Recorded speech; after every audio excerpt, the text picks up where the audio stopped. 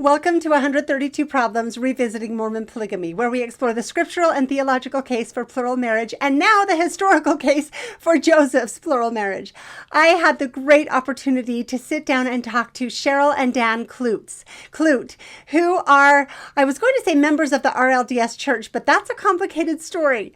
So I am so excited to introduce them to you and let them tell you some of their history and their contribution to these important discussions. As always, I do recommend listening to these episodes from the beginning, since that is the most important part of this discussion in my opinion, although I love where the conversation has gone over this year and a half that I've been doing this so far. I also want to again invite anybody who feels the desire to subscribe to this podcast to share it. That really helps me, and I always appreciate those who are so willing to help support this podcast financially. Thank you so much for your help. So thank you for joining us for this episode as we take a deep dive into the complicated history of Joseph's polygamy.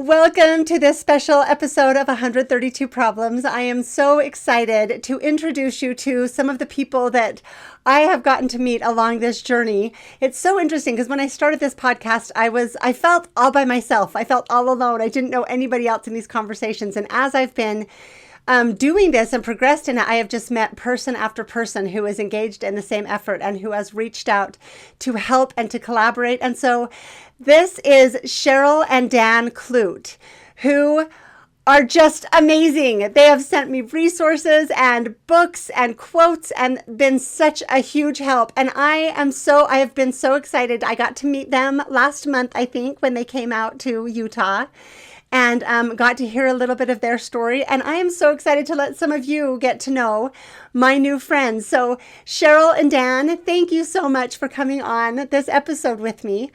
And I would love it if you would just go ahead and kind of give us a cursory introduction of yourselves and how you are involved in this topic and who you are. Okay, well, I am a sixth generation church member. My family was in Nauvoo, and they were actually neighbors with Joseph Smith Sr. and Lucy Mack when they had a farm about 5 miles outside of Nauvoo. And I had several uncles that were missionaries. And actually, I got out my mom's stuff last night and looked at it. And I thought this was interesting because I had not remembered it. It's been so long since I read it. But my great uncle Julius, he was called to the office of elder by Joseph Smith. And he was actually baptized by Lyman White.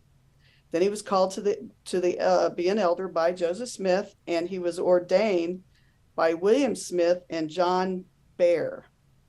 And he traveled all through New York, and some of his traveling companions were Michael Jacobs, Edwin Little, Ralph Young, William Redfield, William Hyde, Joseph West, and Orson Pratt. Then he was later on called to be a 70, and he was a member of the Second Quorum of 70s. And so anyway, his uncle Alfred also was a high priest, but I haven't really found too much about him. But anyway, that was in my mother's genealogy papers. But that's incredible. What's their last name? What's Julius's and Alfred's last name? It's Guinand. It's Guinand, Guinand. And okay. Their parents were from Switzerland and France.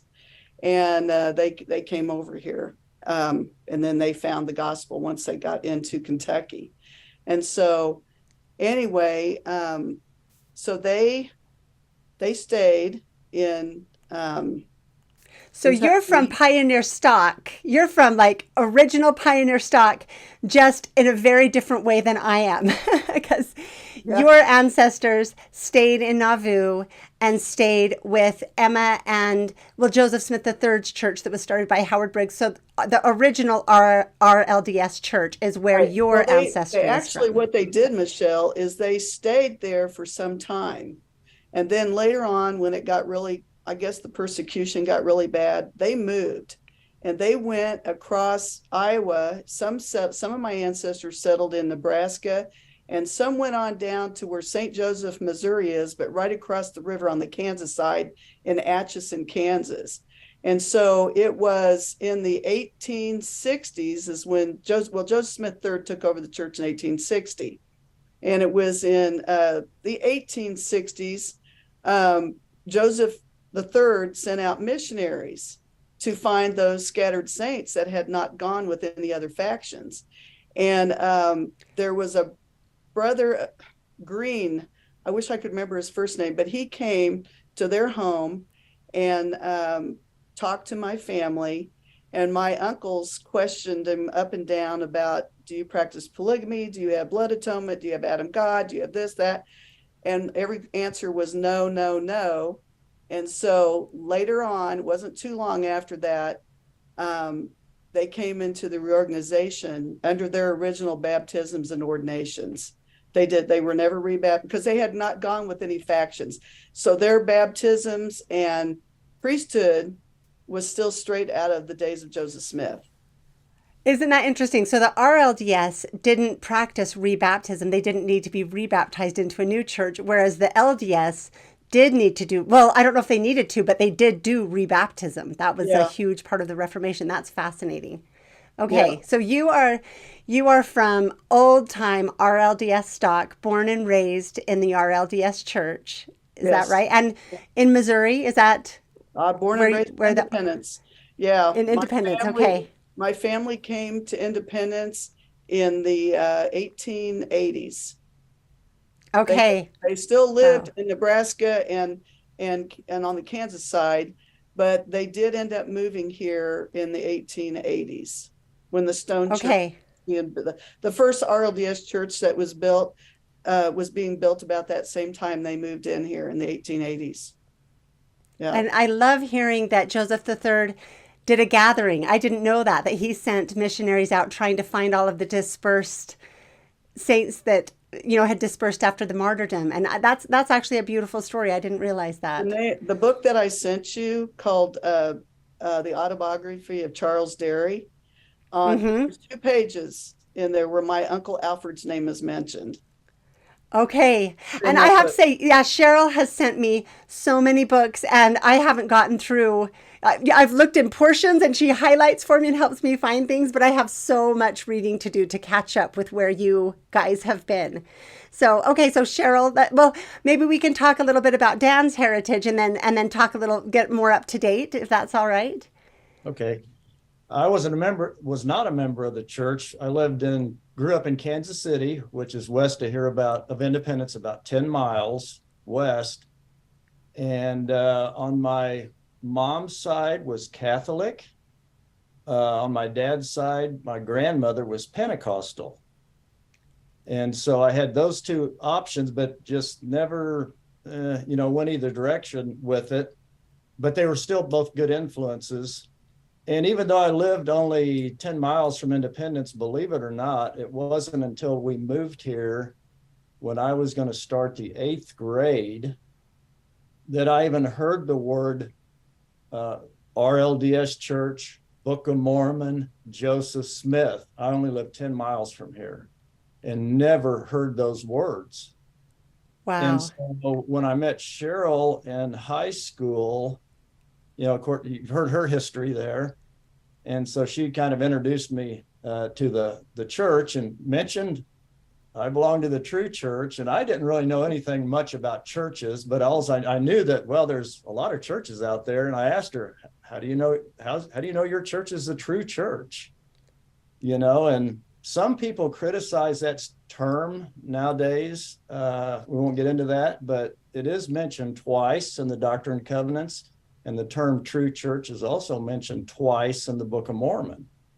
So, but anyway, kind of a long story, but myself, my brother-in-law, and a friend of my brother-in-law's, we had what they call cottage meetings, where they introduce you to the teachings of the church, and it can go 7 weeks or so. And It's lasted a year. and ours lasted a year. I guess we were Wow.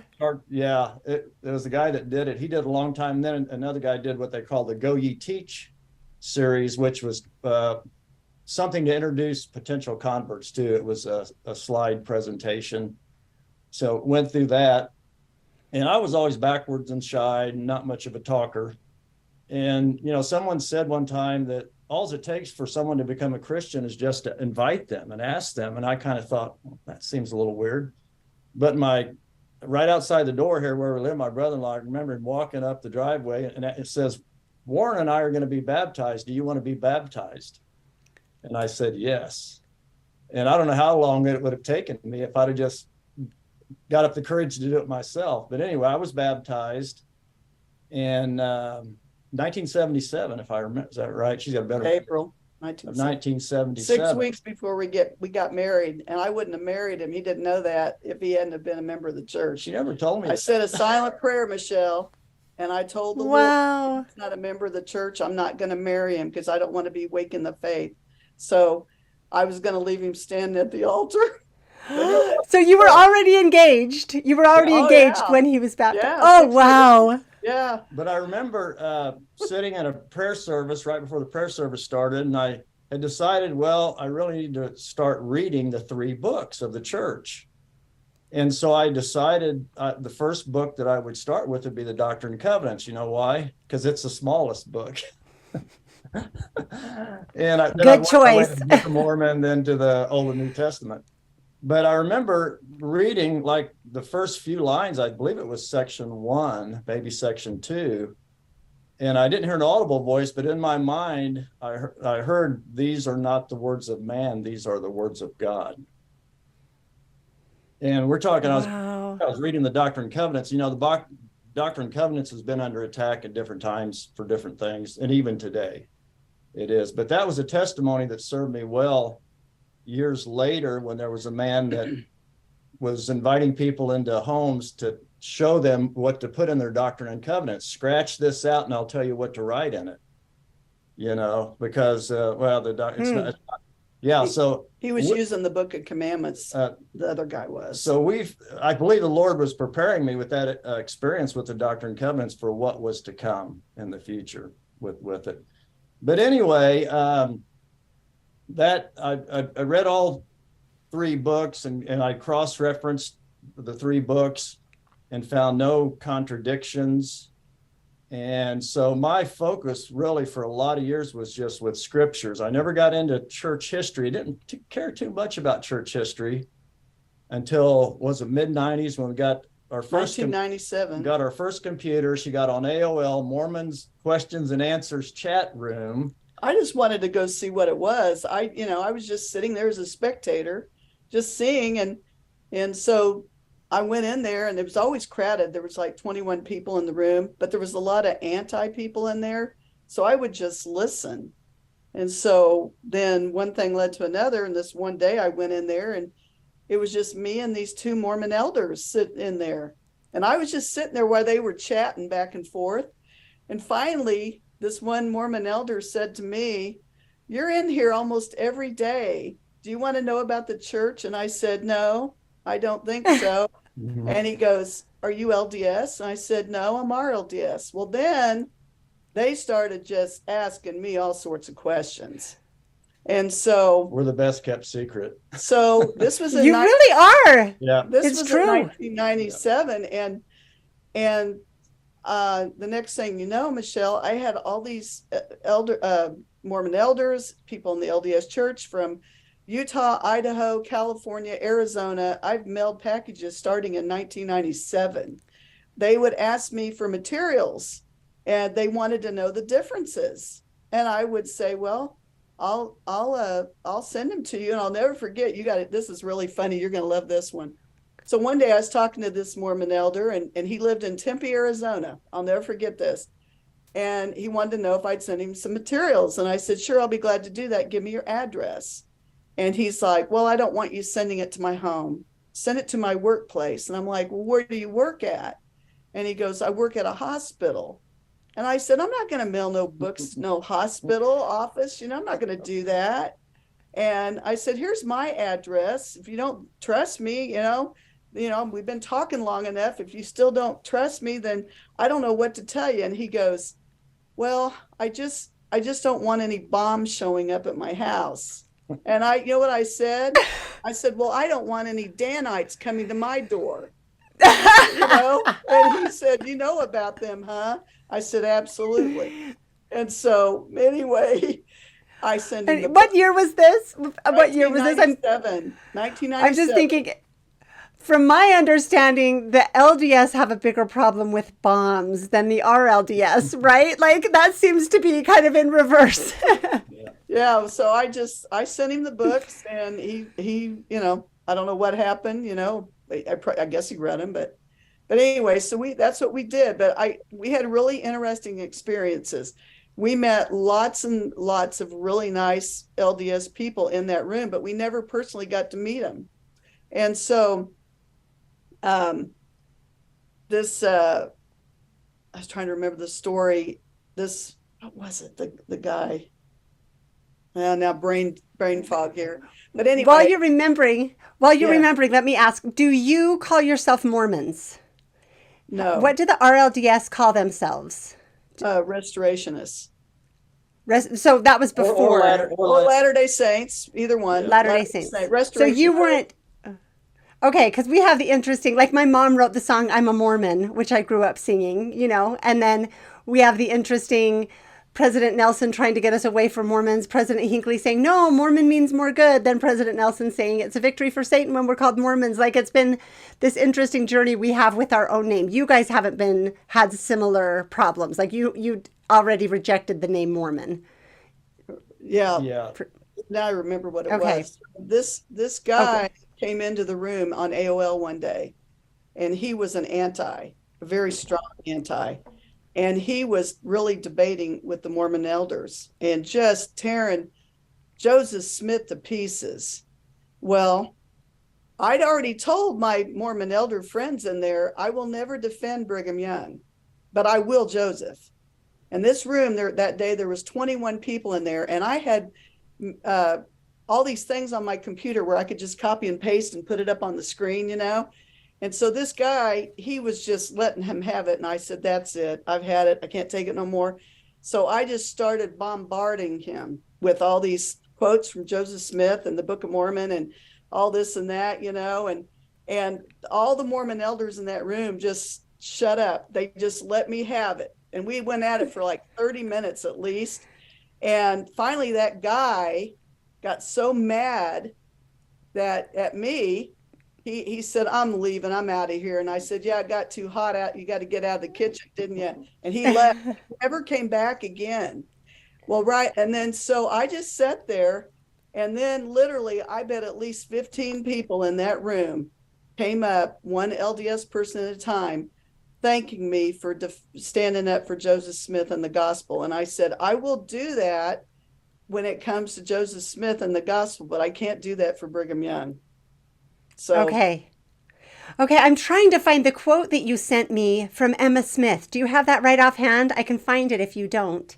Which one? That she said to Brigham Young about the first principles of his gospel. Do you have that memorized? I'll look for it. I don't have it right here with me, but I know what you're talking about. Years ago. You have it, Danny. No, I don't. The first principles of the I don't gospel was lying and I'll find it. Deception.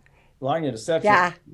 When we were in this Mormon question and answer room, mid-late 90s, whatever it was, 87, is when I realized I've been reading a lot of doctrinal things, scripture things, but I wasn't very good on the history, church history. And as getting in that room, I realized I needed to kind of figure out what happened when Joseph and Hiram were killed, the history of what happened afterwards, especially between the RLDS and the Utah LDS. The differences. So back then I was everything I could find. I was just reading everything. And so it was back then probably when I read that quote of Emma, and like I said, it's been a long time ago and I can't remember. I'd have to really dig. I can't remember to document it when she made that statement. But this interview would have probably been a whole lot better back then, because like I said, at that time, that's all I focused on, is everything I could find on both sides of the differences, and Okay. going at it back then on different topics, succession and presidency, the polygamy thing, and, things Okay, like I that. found this quote. Let me share this quote because I don't want to interrupt you and I want to Oh, be no, able to go focus ahead. fully. This is the one you sent me that said, Sister Emma incidentally mentioned that she once told Brigham Young and Heber C. Kimball to their faces that the first two principles of their religion were deception and lying. Yeah, yeah, That's intense. All she remarked further therein that herein was the cause for Brigham Young saying that she taught her children to lie. So that was the reason he had yeah. so much against her, and that was from yeah. Anyway, that was what you sent me. Was So that in continue. the early was it in the early history book? You said it was in volume 3 of Richard and Pamela Price. Oh yeah, Yeah, yeah. I don't think it's Yep. Yeah, I know. Yeah, it is. Yep. Yeah, I read So a I'm lot sorry that about it. I'm sorry that I stopped you, but so No. Dan, so you were really studying in depth the RLDS versus the LDS, the succession crisis, and Brigham Young versus, I guess, what happened with Briggs and Gurley, right? And then Joseph Yeah. Smith III. So okay, Yeah, that's a see, fascinating, because like I said before, since we're the biggest, we don't we're not aware of the other groups very much, right? Because we just have kind of arrogantly thought we were the Mormons. So I have loved meeting other people. So continue. I'm sorry I'm interrupting. the uh, the church reorganized. I want to say around 1853, and Joseph III didn't come along until 1860, when Joseph III and Emma united with the organization, and so there After were. a lot of coaxing, right? Like they were very hesitant. They had to be asked and repeatedly, and that Joseph III had to be told by the Lord that they'd had their fill of Yeah, religion, is my understanding. So there okay, were continue. like Edmund Briggs, and I think it was Samuel Gurley, tried to visit with him in Nauvoo, and he absolutely refused. He wouldn't talk. And there were people from the LDS church in Utah that would come to him and want to talk. He absolutely refused to talk to anyone about religion. And I believe the reason for that is that he knew that he had been set apart several times. In fact, I've read recently, right before Joseph went to Carthage was the last time that he laid hands on his son and set him apart, or designated him. It wasn't like an ordination, but a setting apart or designating him to be his successor. He wouldn't leave to go to Carthage jail. That was the last thing he did before he went to Carthage. Okay. But anyway, but Joseph was aware of that. He was 12, if I remember right. He was 12 when his father was killed. Joseph the third was 12 years old. So obviously he couldn't lead the church. He was only 12. But he knew that at least how many? 4 times at least. I've got 4 accounts of 4 it. different accounts, Red Brick Store, and even at Liberty the Jail. and even in the grove behind the Nauvoo temple where they would preach back there, to be 1,000 people or more times. And he stopped and pointed. He had Joseph III up on the stand, a little boy, and he said, someone asked if something was to happen to me, who would be my successor? And he pointed to his son up on the stand and said, there's my successor. So, Brigham and a lot of people went out west with Brigham with the idea that Joseph III would eventually lead the church out there. And it wasn't until Joseph and his brothers went out there and started opposing things. And after that took place, there was never another mention of Joseph III leading the church out in Utah. So, Right. And we have quotes from Brigham Young also implying that he knew that, that if they would live up to what they were supposed to, if they would come and be obedient to us, they could take their rightful place. So it does seem to be that was the expectation, is that. And also, Joseph F. Smith, the son of Hiram, my understanding is him being sort of nurtured in and called as an apostle as a young man, even though he was pretty wild, was because of the succession claims. We needed a Smith as well to combat the RLDS. Like a lot of things happened because of the competition between the LDS and the RLDS, it seems to me. Going back now, Joseph III, the reason I believe he would not talk with anyone, doesn't matter, RLDS background, LDS from Utah, was because he knew that he had this calling, but he had questions for the Lord that only the Lord could answer. And I don't think he wanted to be influenced by anyone from either side as to where his life's work for the Lord would be. And that's why he wouldn't talk to any of them. He just didn't want that influence. He wanted it to come from the Lord, where his work would be.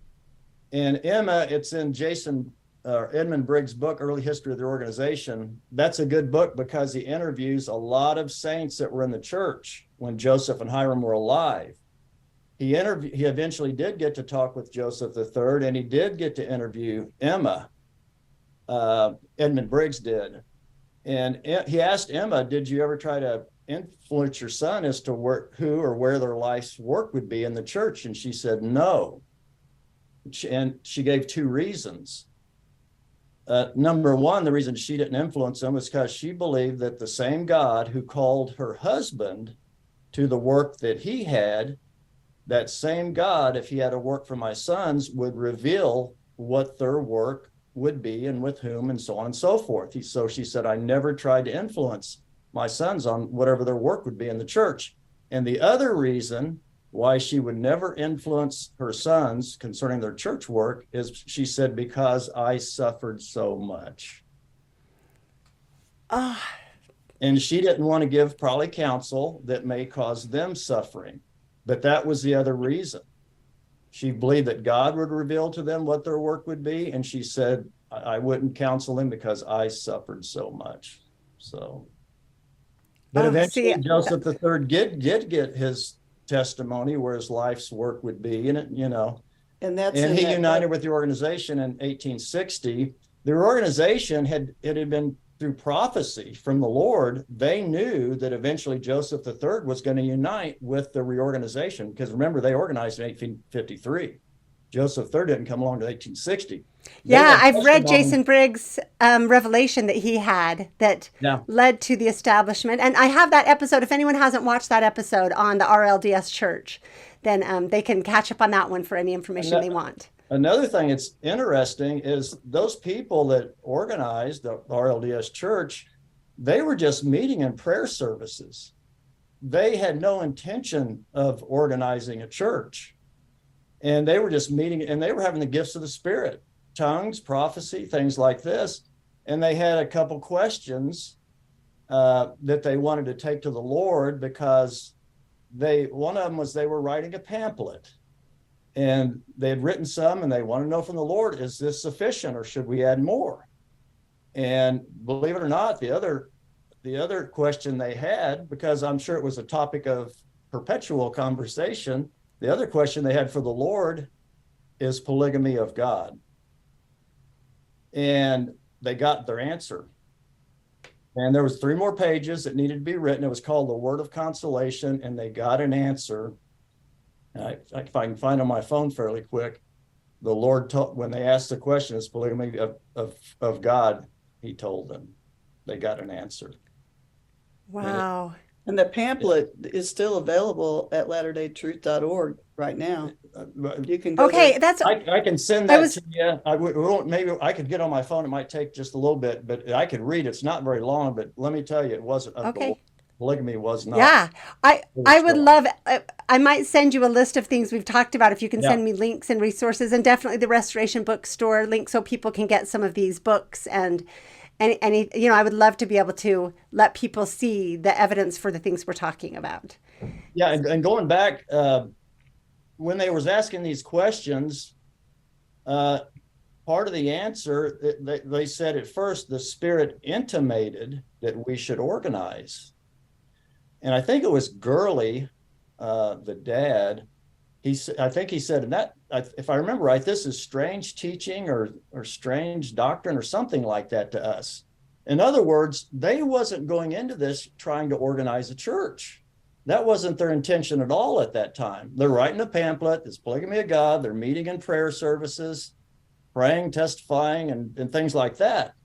And they said the Spirit intimated that we should organize, and that was strange. And actually, they said they passed that part off of their answers as not being from the Lord about organizing, until at least 2 more times being commanded to organize.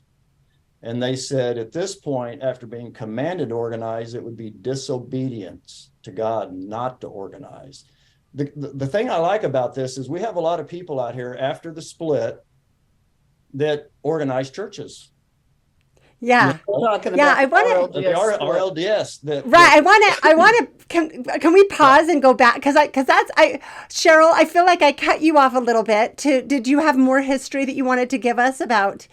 So you've been a lifelong member, but it wasn't really until 94 and that LDS chat room that you both started to dive into the history. Is that 1997? Yeah, 1997? 1997. Yeah. That's Okay. when And it that's when really you, started.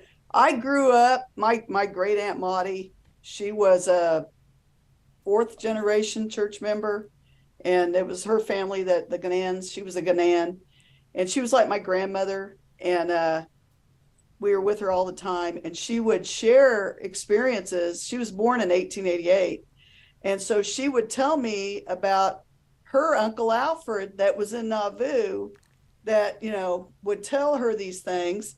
And then Aunt Maudie would tell me about him. And she died when I was 20. But my grandmother was her sister, and my grandmother died of TB when my mother was 2 months old. So my grandfather, he was single for probably 3 or 4 years, and then he got remarried. So during that time, my mother was, and he was a traveling salesman.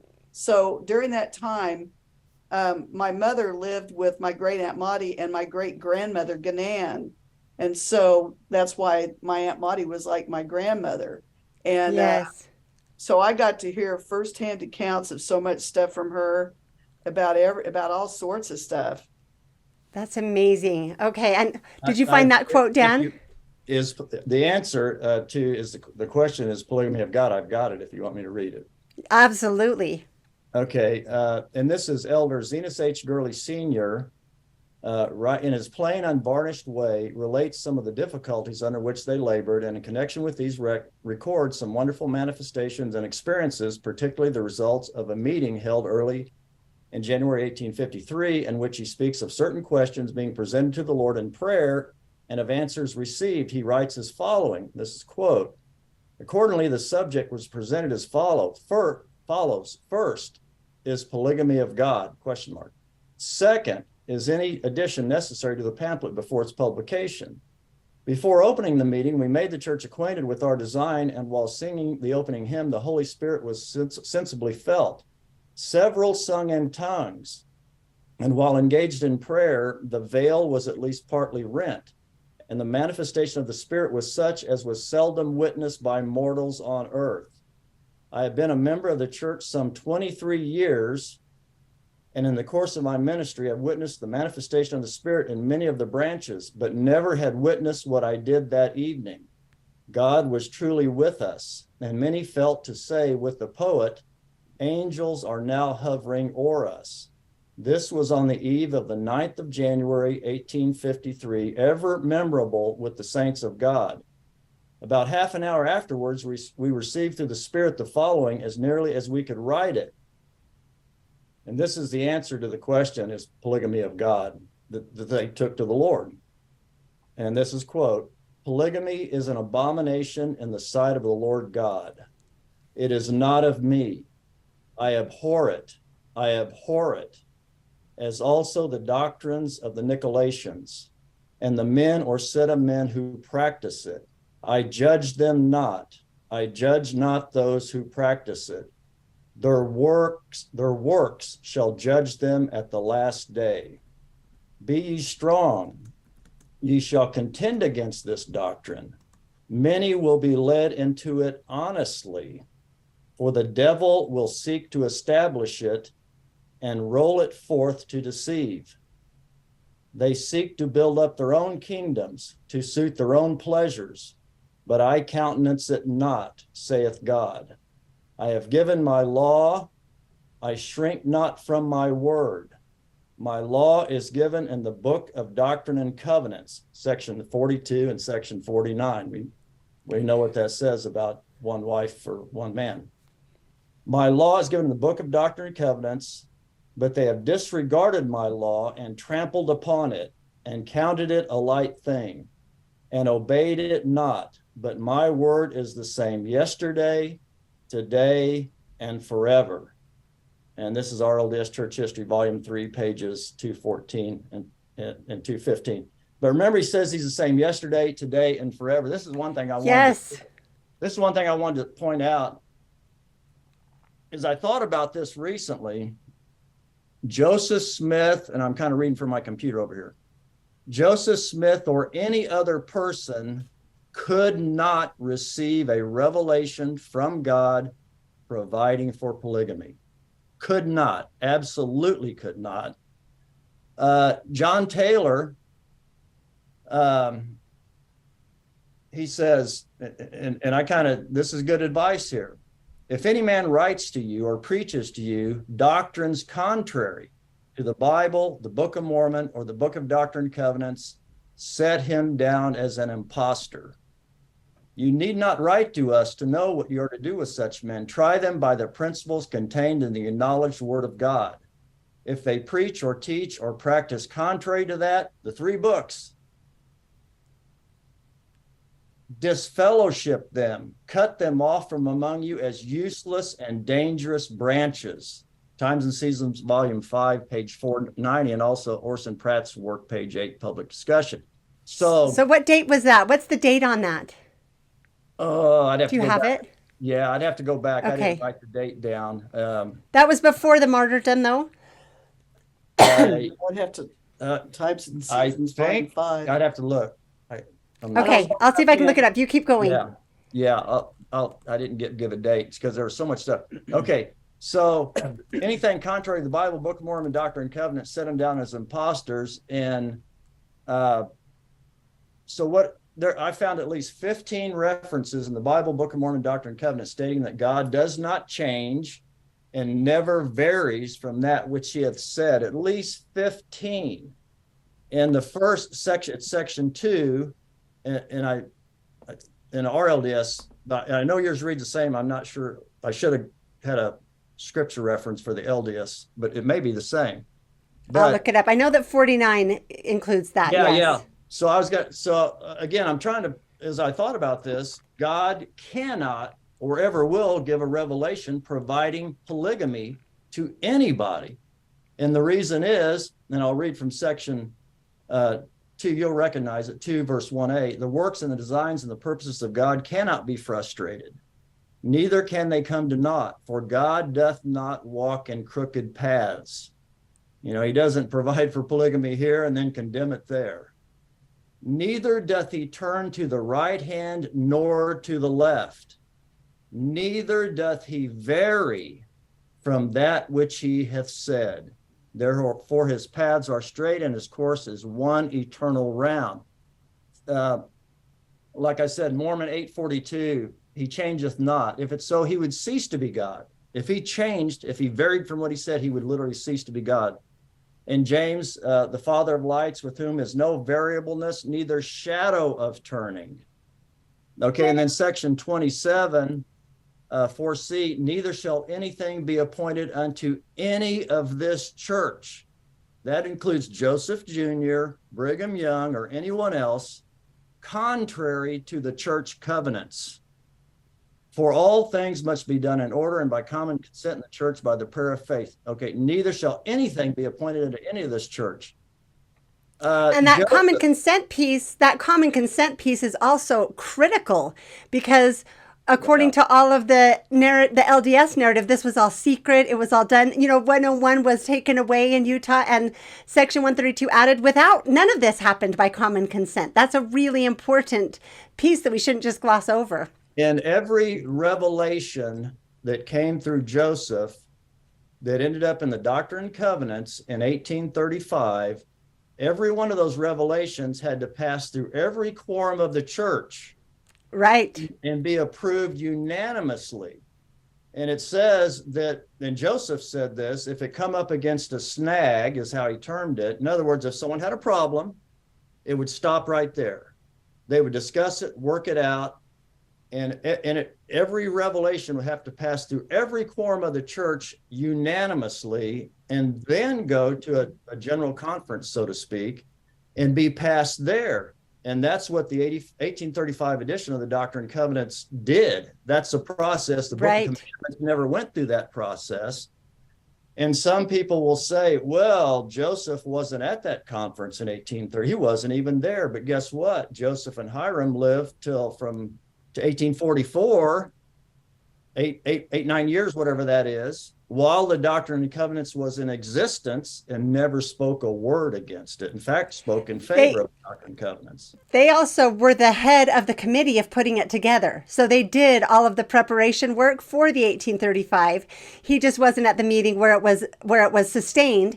And he headed up the committee to prepare the 1844. And he didn't take out Section 101 or Section 49 or and he didn't add anything that would authorize or even allow for any of these secret doctrines. I love the quote you read by John Taylor, because it's also similar to what Hiram Smith said. He gave several sermons saying these are the law of God is found in these books. If anyone says anything beyond them, you lay them down as an impostor. And he also said that if anyone comes to you teaching anything contrary to the old established laws, then you kick them out, right? And that's part of what, we have later stories of Brigham Young kind of mocking Hiram for saying that. And Joseph, according to Brigham Young, Joseph had his hand over his face and said to Brigham, get up, like, I need you to fix this. And Brigham roared like a lion and said, I wouldn't give it a farthing, whatever the term was. I wouldn't give anything for these 3 books if it's not for the oracles of God. And basically saying nothing that's in these books matters. It's just what the leader of the church says. And so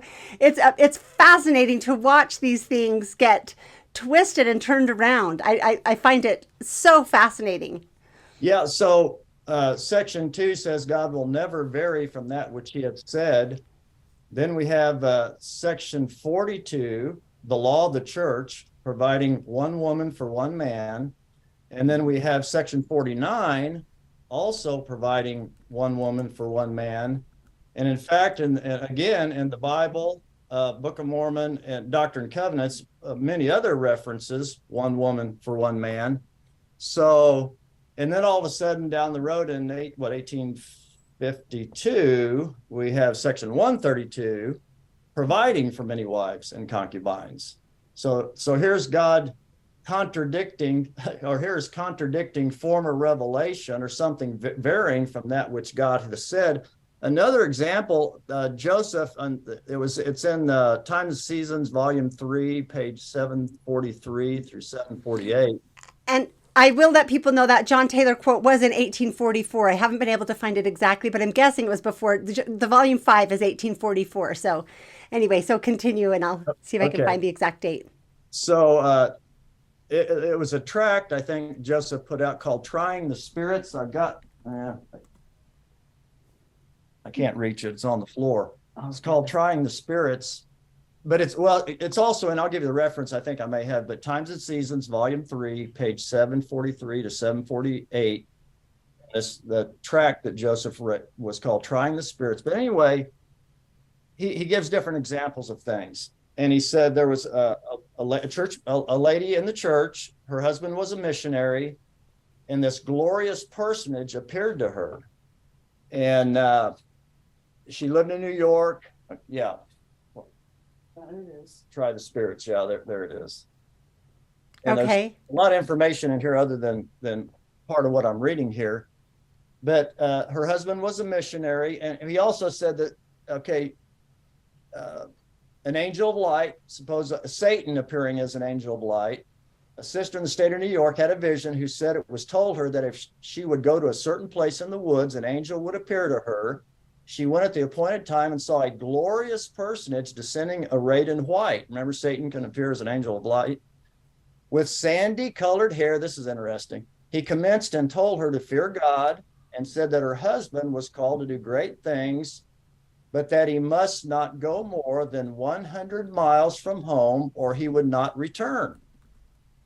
And then Joseph goes on to say, whereas God had called him to go to the ends of the earth. Uh-huh. We And have I've got, that. Yep. yeah, and that's in Romans and in Acts, where it talks about going to the ends of the earth. Okay. Mm-hmm. Uh, so there, so you got to be familiar with the scriptures. You see, this Right. he said many things this person had said were true, many were false. And her husband must have had a work to do somewhere more than 100 miles from home that Satan didn't want him to go and accomplish. Okay. Many things Well, and were I true.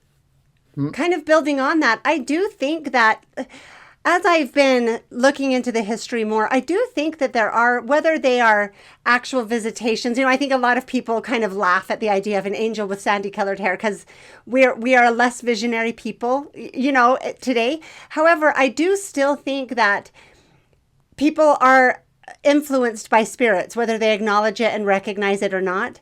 And there are these false spirits. Like, I do think that there are spirits of polygamy that come and, it can really fill you with this sense of pride and being special and being like, I think that those early leaders, Heber and William Clayton and Brigham Young, were being influenced by false spirits, right? I think that those are true doctrines, and that's why it's so essential for all of us to have those teachings. We have Patrick Mason in our church talked about the three-pronged stool, and there is something to having, to me, the scriptures, the spirit, and the church leaders throughout time, or however we look at that. It is important to measure our personal inspiration against at least the scriptures to see what coincides, because there are false spirits that teach us falsehoods. Yeah, and Arthur Oakman, he was an apostle in their organization. Oh, that's another story. He was kissed by an angel when he was a young boy. That's a long story. He tells how poor they were in England. And basically, the angel said, this young lad will grow up to manhood. He'll preach the gospel in many lands. His ministry will be in part to his own people, which is in England. And he ended up being an apostle in their organization. What do they do? Wow. The gospel in many lands. But he was a mixture of inspiration and education, and very powerful minister. But the reason I got to him, just shared a little bit briefly about him. One of the things, Arthur Oakman, he said, we're told in Latter-day Revelation that we should read all good books. But he said, how do you know a good book unless you have some standard by which to judge? And obviously the standard by which we judge is the three standard books. So we need to be familiar with those scriptures, because see, another elder in the church said, a lie is not much of a lie if it's altogether a lie. The more truth you mix with a lie, the better the lie. It's harder to discern. Absolutely. And so just because a lot of truth is spoken, and this is what's going on here, a glorious person to sin, many things that said was true, some were not, about her husband not going more than 100 miles away. But here's what I was wanting to get to with all this. Joseph says, how may it be asked, was this known to be a bad angel? By the color of his hair? Again, Joseph had seen many angels. I haven't seen any, so I don't really understand about the color of the hair thing. Okay. That is one of the signs that he can be known by, and by his contradicting a former revelation. Which is the critical point for all of us. Yes. Critical point for all this, by his contradicting a former revelation. So when you have the Lord in section 2 saying he never varies from that which he hath said, and several other scriptures, and then you have scripture providing for one wife, 42 and 49, then all of a sudden section 132 comes along, contradicting former revelation. God could not give, that's why I say God cannot give a revelation providing for polygamy to anybody. The devil can. Okay. But that was some of my thoughts a little bit about that. Last week I kind of. Yeah. Bishop must be blameless. Thanks for sharing that. Yeah, the bishop, 1 Timothy 3:2, a bishop then must be blameless, the husband of one wife. Let the deacons be the husband of one wife. And then it goes on, It's throughout Scripture. Yeah. I want to talk to you guys about, so we're in such an interesting time. This is some of the points that I keep trying to contend is this certainty that Joseph was, of course, a polygamist, I think is outdated because we keep getting more and more information, right? And one of the things that really gives adds to that certainty is even the RLDS church. That, this idea that the RLDS church was built on the idea that Joseph wasn't a polygamist, but the evidence was so compelling that even they had to acknowledge. So that's really kind of one of the main things now. And so I want to talk about that time because maybe that's when you first reached out to me, is when I did the episode on my study of the history of the RLDS church and the liberalization and them changing the stance. So I want to talk, because you guys were members of the RLDS church and went through that time period. So maybe you can talk a little bit about what was happening and what were the many issues going on. And I read Richard Howard's paper. And first of all, I want to clarify that the RLDS church's stance is not that Joseph was a polygamist. The RLDS church's stance now is to not take a stand on it, which I think is quite tragic because, and apparently Richard Howard's paper was supposed to be this like game changer where the evidence was so compelling. I read it and it was so not compelling at all. And so studying the history and how much they wanted to liberalize and wanted to separate themselves from Joseph made way more sense to me. So they were looking for any excuse to do that. So I'm sorry, I kind of told the story a little bit for you, but I want to hear it from your perspective, being members of the church. Well, I was raised, Michelle, knowing that Joseph Smith was never a polygamist because my ancestors were in Nauvoo and they witnessed firsthand Joseph never had any other wife but Emma Smith, and there were no other children, and there's no DNA of Joseph anywhere now. They've proven that. So Joseph Smith III, he even went to Utah, and so did his brothers, looking for his family, supposedly. Looking for cousins. He kept talking about, where are my cousins? Yeah, where are they at, And he never found any. And so Joseph Smith, I guess they wouldn't be his cousins. They'd be his half brothers and sisters. He said cousins, but. Joseph Smith III, he knew that his father, and he stated that his dad wasn't a polygamist, but if he had been, it wouldn't be right. He stated right. That. And so anyway, it wasn't until the liberalism really started coming in, I'm going to say in the late 50s, like 1958, somewhere in there. There began to be men in the RLDS church, and I was born in 57, and so, and anyway, they kind of kept everything secret about the changes they were doing, and some of the people that worked for the leadership of the church that I knew personally, by now I'm grown, and I was 27 when the split happened. But I had a neighbor, and her name was Dorothy Christina. She's passed on now. And she was the first woman, I believe, in the RLDS church to get excommunicated. And that's because she had friends of hers that worked for the leadership up in the institutional church headquarters. And they were sending her all these documents. And so this was right after, this was even before the split, And so Dorothy lived across the street from Danny and I, and this was after we got married. And she would come over to our house and bring all these papers with her, showing me of all these friends of hers that worked up there at the headquarters, what these leadership were doing in secret. And so, so anyway, then was this throughout the 70s? Isn't that when that was happening, in the 70s? Yeah, it was in the 70s. Okay. And they were meeting with Methodists, like liberal Methodist leaders, being instructed by them. Am I understanding that? the position papers came out in what, 1967? This is, yeah, it says the position papers were written in 1967 and 1968 by the Department of Religious Education of the Organized Church of Jesus Christ of Latter-day Saints.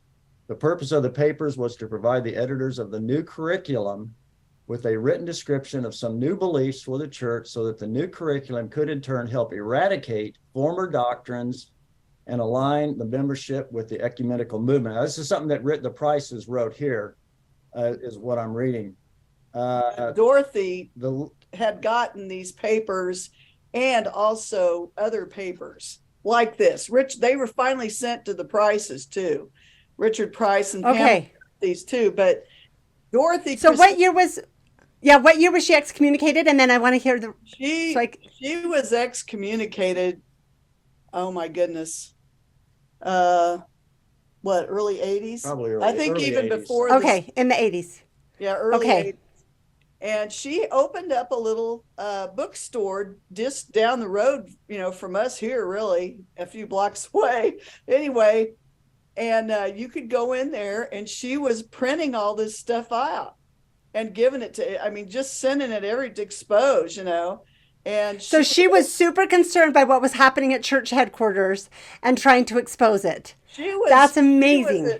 She was actually a pre-runner to Richard and Pamela on that.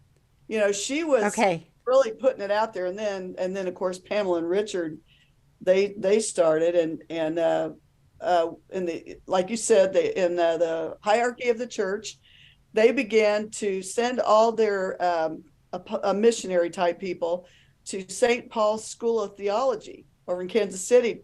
It's a Methodist college, to get indoctrinated. That's how this stuff started. And so by the time we were going to Ennikill RLDS Church, it was the number one tithing paying congregation in the stake, 1,200 people on the rolls there at that church. And we were the most conservative congregation, and we weren't going along with it.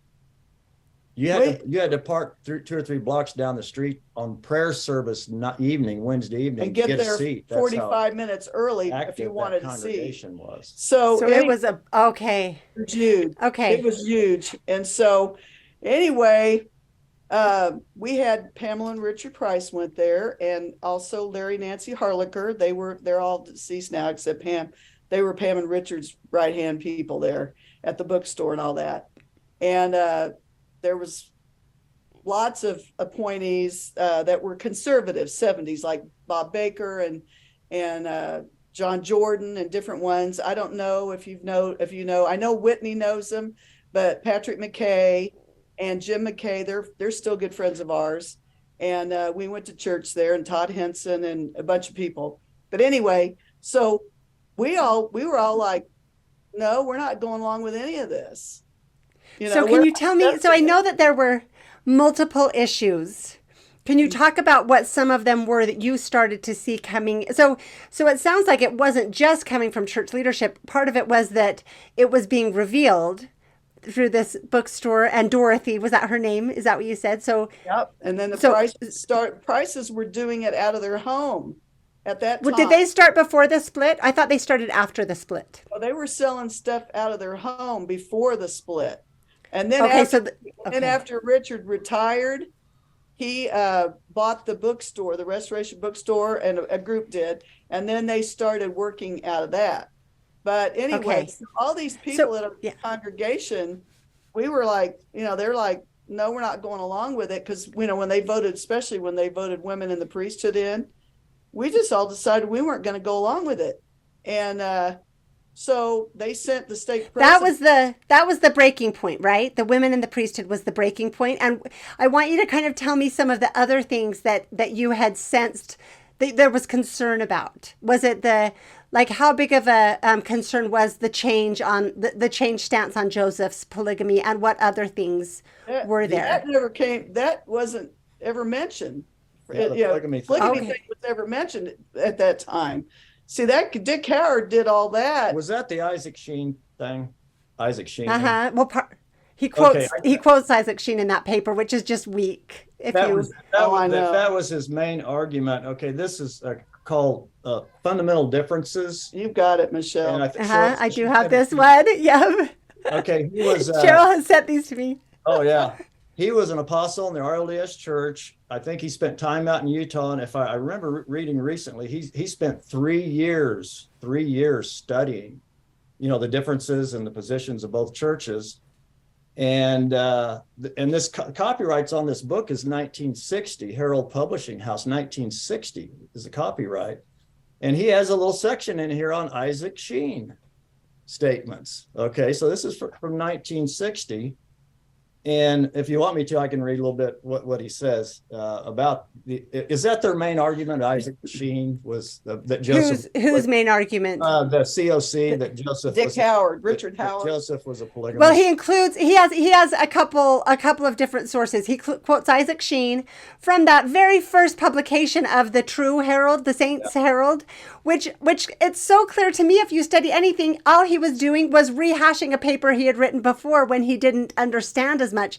That seems so obvious to me. Then he quotes William Marks, who Briggs quotes as William Marks clarifying what he meant, right? Yeah. That he was not confused by Joseph Smith.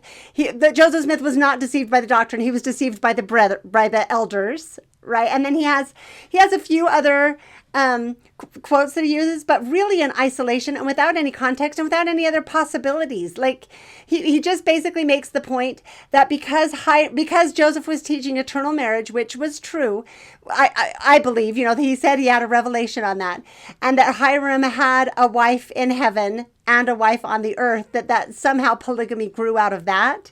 So even Dick Howard doesn't acknowledge that Joseph was doing anything like Brigham, anything at all, but he just kind of opens the door that maybe this is where it came from. Anyway, and it's just not I don't think it's good scholarship at all. And to have that be this declaration that Joseph was a polygamist, that the LDS use. Anyway, that was a sidetrack, but I think it's just very, very shallow understanding the paper itself and how weak the paper is, and Dick Howard's desire to really throw Joseph under the bus. Like there was an actual desire and a glint in their eye about. Yeah, that was my impression. Just to prove, I guess, that this wasn't the position of the RLDS Church. Like I said, this was a copyright of this book. Fundamental Differences is 1960. I don't know when Dick Howard did his little research. But this is from Apostle in the organization. And he talks, and also it's in Early History of the Organization by Edmund Briggs. While he was out doing missionary work, he got wind of this article that Isaac Sheen had put in that paper early there. And so there's some information in his book with Early History of the Organization also about when he heard about Isaac Sheen. But Church and Utah Missionaries also refer to a statement made by Isaac Sheen in the first edition of the True Latter-day Saints Herald, published in January 1860. Isaac Sheen was editor of the Herald at the time. They quote a very brief portion of one article in an effort to prove that the organized church admitted in its official publication that Joseph Smith Jr. was definitely connected with polygamy and the revelation concerning it. And considering this charge, the following factors must be known. Isaac Sheen, number one, Isaac Sheen published 2 articles in this edition of the Herald. The first of these was entitled Polygamy, Contrary to the Revelations of God. The article is a strong denunciation of polygamy. In it, Mr. Sheen implicated Joseph with polygamy by saying he abhorred and repented of this iniquity before his death. The organized church does not accept Isaac Sheen as an unimpeachable authority on the events about which he wrote. His testimony about Joseph and polygamy was not based on firsthand knowledge, but on rumor. And that's what Edmund Briggs said. He must have believed the lies that was being spread about Joseph, Isaac Sheen, when he wrote this. And Isaac Sheen never said it again. It was a pre-written article published just in that first episode. He he realized, he was called to repentance, it seems to me, and he never again made that. He was realized he was wrong, I think. I think if I remember just recently, he and Joseph III got together and worked this thing out. Then he goes on to point out, this isn't very good for the Utah church to use in favor of polygamy. If the church and Utah missionaries wish to accept Isaac Sheen as a valid witness, his testimony is much more damning to their cause than to of the organized church. In his second article entitled "The Mormons Again," he stated, Joseph Smith repented of his connection with this doctrine and said that it was of the devil. So you want to use Isaac Sheen? Right. Okay, Joseph repented, which we don't believe he repented of it. But if you want to use Isaac Sheen, he said Joseph Smith repented of this connection with this doctrine and said it was of the devil. He caused the revelations on the subject to be burned. And when he voluntarily came to Nauvoo and resigned himself into the arms of his enemies, he said that he was going to Carthage to die. At that time, he also said that if it had not been for that accursed spiritual wife doctrine, he would not have come to that. So what does this have to say for polygamy? If you want to use Sheen as a witness in favor of Joseph being a polygamist. But the organization never believed what Isaac Sheen, and I think he got straightened out on that too. But if I can find it quick enough, let's see. I told you he had a lot to say, Michelle. Well, I got. I know. I thought Cheryl and I would do most of the talking, but Cheryl told me no. Yeah, go ahead. So back to Enoch Hill. Okay. So Enoch Hill was the most conservative RLDS congregation. And like I mentioned, those brothers' names, there was a thing called the Restoration Festivals. And it was not sponsored by the hierarchy to do it, but this was outside of the church stuff. And they would rent an auditorium at a high school, and they even had it one time at a college, and they would have different guest speakers come and speak at these restoration festivals, like Patrick McKay, Sid Dawborn, a whole bunch of different ones. But anyway, so they all because they were preaching the gospel, and they were really, preaching their spirit was there at these meetings. These men all got silenced for preaching the gospel. And so, in fact, Patrick McKay's brother, James McKay, his father-in-law passed away in Nebraska, and he had gone out of town, or either that or his father-in-law was sick, I forget. But anyway, it was in Nebraska. And Jim told us, I was out of town. I didn't even go to the Restoration Festival that weekend. He got called in and got silenced, and he was told by the stake president, well, if you would have been here, you would have preached. So we're silenced. Oh my goodness. So yeah, but what happened is the prices, all them different ones that were getting called in and getting silenced, and Danny and my dad, they both were silenced too. But anyway, so there was a forced liberalization happening. And those who were on things like, I was looking up the different, like one of them, I know that some of the big principles, I guess, was going away from succession, like lineage succession in the presidency was one of them, I believe. Wallace B. Smith, the last Smith that was in there, he had 3 daughters. I went to school with him, and there was no man for him to pass it on to. But there really was, because he had cousins that were Smiths that were descendant of Joseph that, maybe could have done it. But that's when they called in Grant McMurray instead, and they broke this was after we'd already gone. So that was one of the things they were trying to go away from that. Then another one was, I think the big one was women's ordination, which was tricky because because he had 3 daughters? Was it like like that was the really biggest Let issue, me tell right? you, Michelle, there were women in that group. I'm talking that were older women than me at the time. I was 27, that they wanted priesthood. They were very highly educated, and that some of their husbands were apostles or appointees. And they really, thought they had a, I deserve attitude to be called to a high priest or an apostle or whatever. And I believe that's what started that all going, is these women that really, they lusted after it. Well, and it's a tricky one because we've had our movements as well. And it's hard because, in my opinion, we don't have enough information about men and women and their eternal destiny. So that's a tricky one. But that was another one that they were kind of just.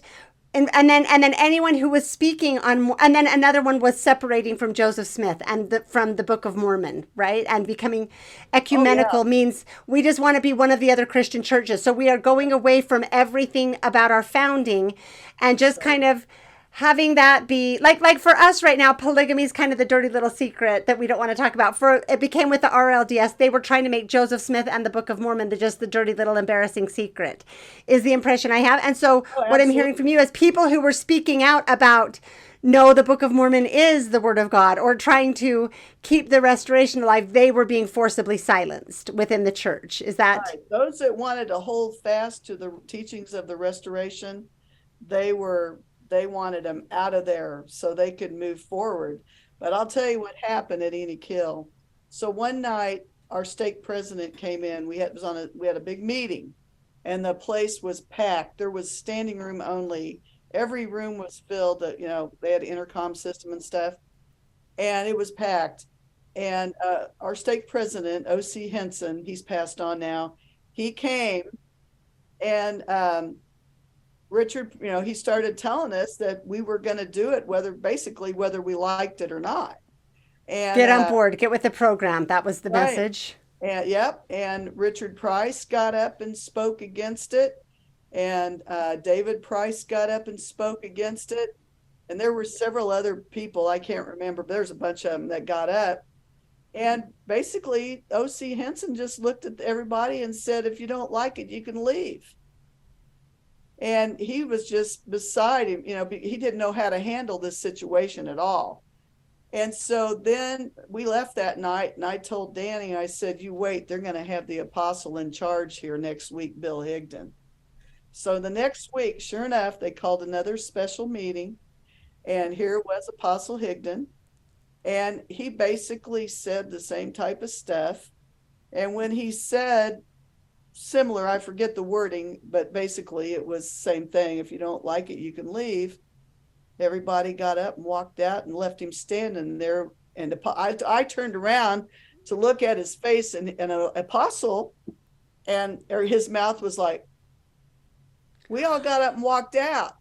And I imagine there was probably 700 people there that night. We all got up and walked out and left him just standing up on the rostrum. Was this the biggest congregation in the RLDS church? At that time it was. So the biggest congregation, and the top 1,200 people on the rolls, number one tithing, paying, filing congregation in all of Center Stake.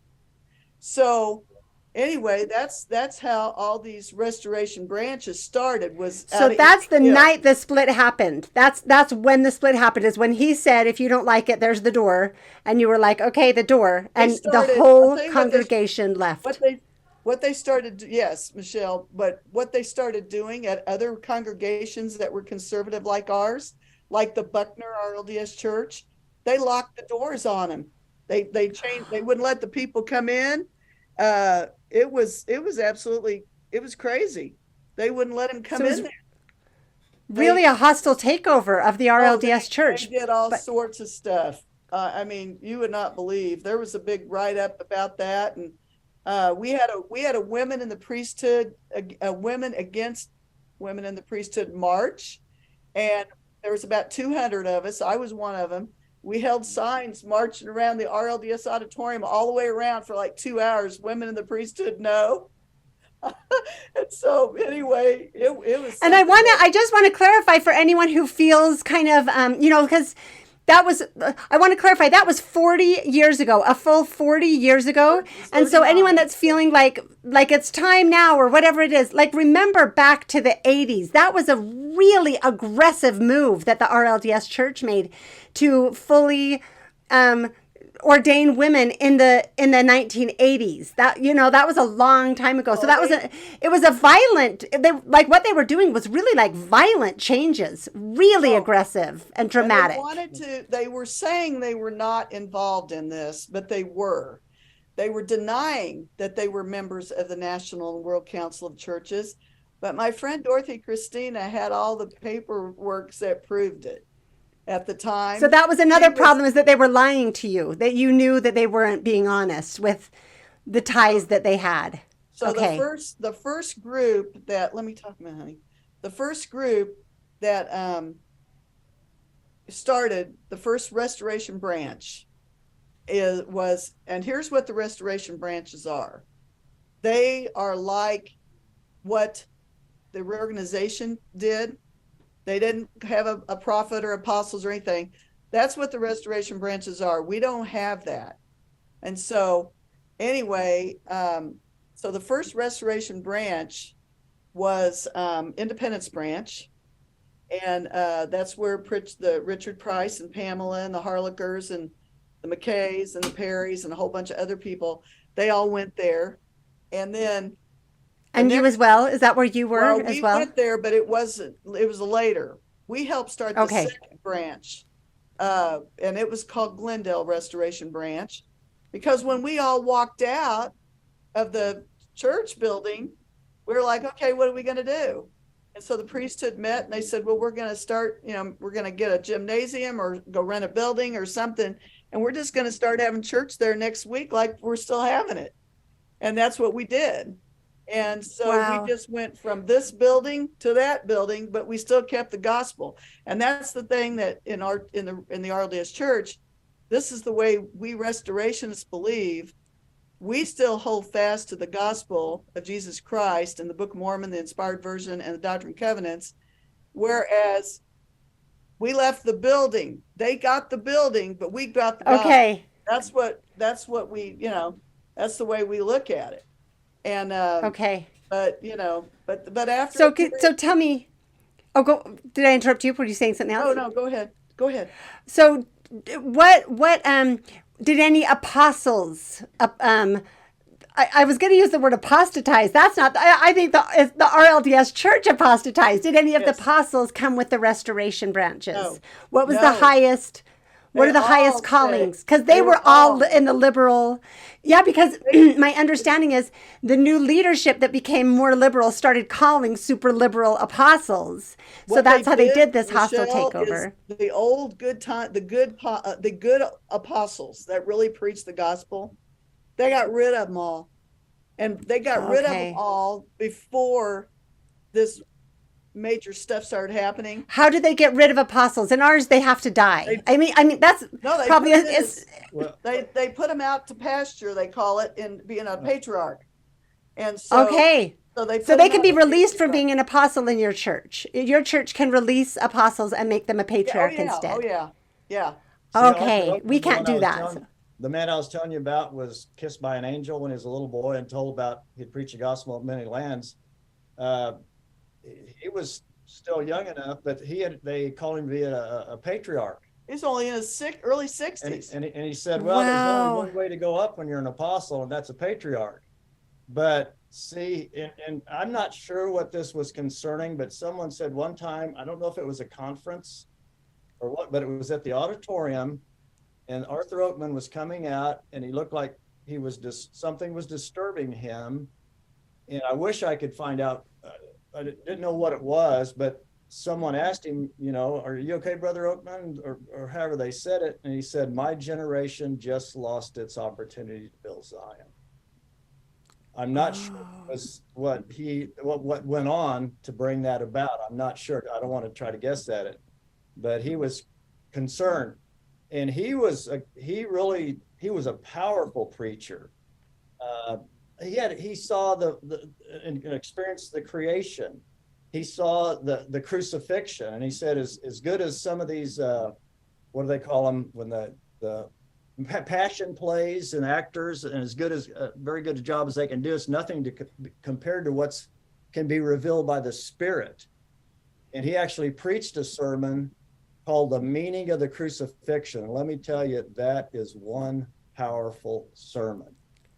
Oh, okay. I'm going to link that below because that's amazing. Send it to you. Yeah, but he did the endowment series, and that's where he told how when he was a kid, they were poor. He grew up in England, and they were poor. He said that many times his mother would send him to the butcher shop with to get two pennies worth of bones and rind to make supper. He said he had to put cardboard in the bottom of his shoes to keep his feet from touching the ground. The pants that he wore, mother had repaired them so many times that the only thing left of the original pants was a shape.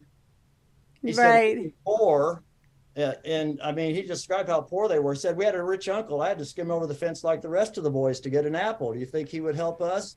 He said we lived on Garfield Road. It must have been named after President Garfield, who was assassinated, because Garfield Road was certainly assassinated. You know, wow. He tells about how poor they were.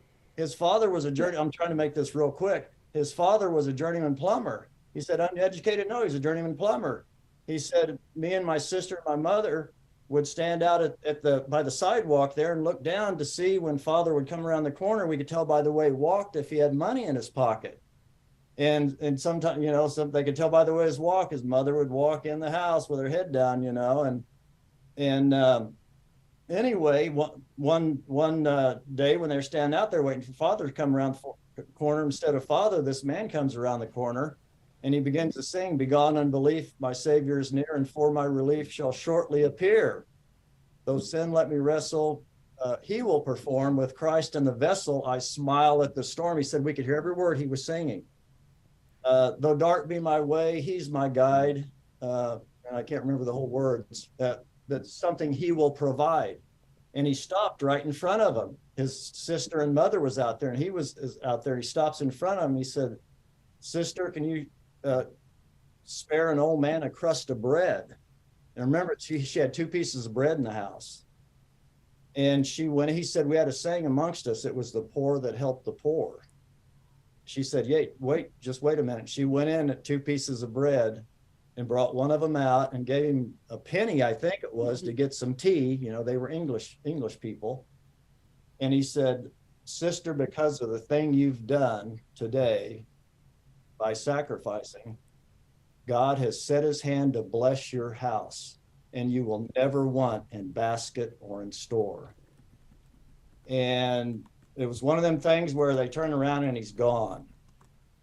Yeah. Next thing you know, here comes her father around the corner, and they could tell by the way he walked, he had money in his pocket. He said he had no clue what just happened. And I think they were trying to figure it out too. But he told his wife, Ada, I've just landed a big contract, and we will never want in basket or in store. That was an angel. That was an angel. And Arthur said from that time on, that was our guardian angel. And while he was still there, he reached down and kissed Arthur, I think, on the cheek, and basically said, this young lad will grow up to manhood. He will preach the gospel in many lands, and his ministry will be in part to his own people. And also his sister was there, and he spoke things about his sister. This was an angel. He was it's an Elijah story. It's beautiful. So this was an apostle of the RLDS church who did speak with power. Yeah. And this new regime put him out to pasture. Absolutely. And anybody else who others. actually believed in the restoration, instead of the Methodist view of Joseph Smith, was put out to pasture. Then this hostile takeover happened. So they didn't win the argument. And at this point, it wasn't even Joseph's polygamy that was a question, you said, because I think that Dick Howard's paper was published in 83, but it wouldn't have been well known yet because it was just in a historical journal. That's when everything was leading up to the big split. If I can read Okay. It wasn't never mentioned. That about the polygamy thing was never mentioned. some of these things I read. So that was just an additional betrayal that happened after. You were like, the RLDS church is saying, what? Okay. From the position papers, and that's what the church leadership was working on writing, basically to change the curriculum. This is what helped Richard Price get silenced. Okay. Well, I'll just read a couple things. And Price has put this out, but the position papers is in this book. And on the front of it, it says, this is one of the things on page 57, the position papers. Nor can we affirm today that this is the only true and living church upon the face of the whole earth, with which the Lord is well pleased. D&C 1:5.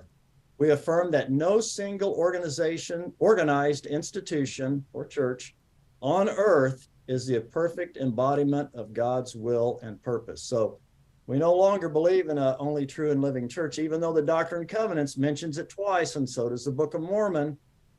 The hierarchy believed that way, but we did. These are some of the changes that were happening. But even the type of Christology that the Book of Mormon displays raises questions for the modern man, since it seems to reflect a 19th century messianic view of Jesus as a supernatural being. So they're even having problems with the Book of Mormon. Right. That's the whole thing. They really just, they said Joseph Smith was not a prophet.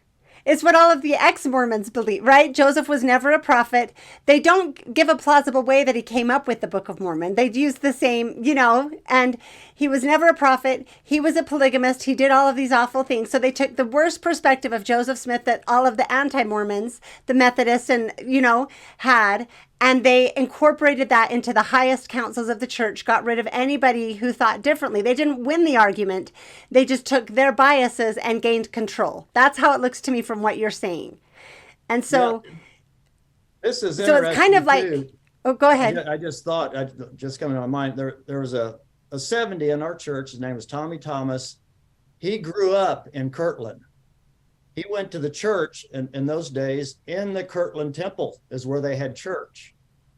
And so he knew a lot about Kirtland and what was going on. He said a lot of the old time RLDS missionaries liked to finish out their days at the Kirtland Temple because they could take people on tours and share the gospel with them and on the process of taking them on tours of the Kirtland Temple. And he said there was a man, he called him Brother Stone. He was a missionary, had been a missionary, and he was there and doing that, taking people on tours and doing whatever other church work he would do. And he said one time after a service, it could have been a prayer meeting service or some sort of service they had, he was locking the doors of the Kirtland Temple, and a man comes walking down the road or sidewalk, whatever it was, towards him in a very nice looking man, very nice suit. And I should have told you the story before this. Brother Stone, there was a lady, I think she was a church member, investigating, might have been a church member, and she had a bad spirit, an evil spirit. And he cast this spirit out of her. And once he did, it was a complete change. She became a really great asset to the congregation there at the Kirtland Temple when they would meet at church there. Taught Sunday school, all kinds of things. Okay, I should have shared that first. Anyway, he's locking up the doors after a service one evening At the Kirtland Temple, and a man's walking down the road, very nice, well-dressed, like in a suit and whatever. And he walks up to Brother Stone and he says, "You know who I am, don't you?" Brother Stone said, "Yes, you're Lucifer." And he said, "Yes." And he said, "I'm leaving this place," meaning Kirtland. But do not, I'm going to Independence to set up my headquarters. Don't rejoice, I'm going to leave enough of my imps or demons here at Kirtland. But he said, I'm going to Independence, and that's where I'm going to set up my headquarters. And that would have probably been maybe I'm not exact sure. Tommy's passed away now, so I don't know the exact date of that, but it could have been 50s, maybe 60s, I'm not sure when that happened. But again, this stuff, it sounds like 50s, 60s, this liberalism stuff started, and they started working towards, so we I think he did set up his headquarters Well, there. we know three people, Michelle, that Arthur Oakman,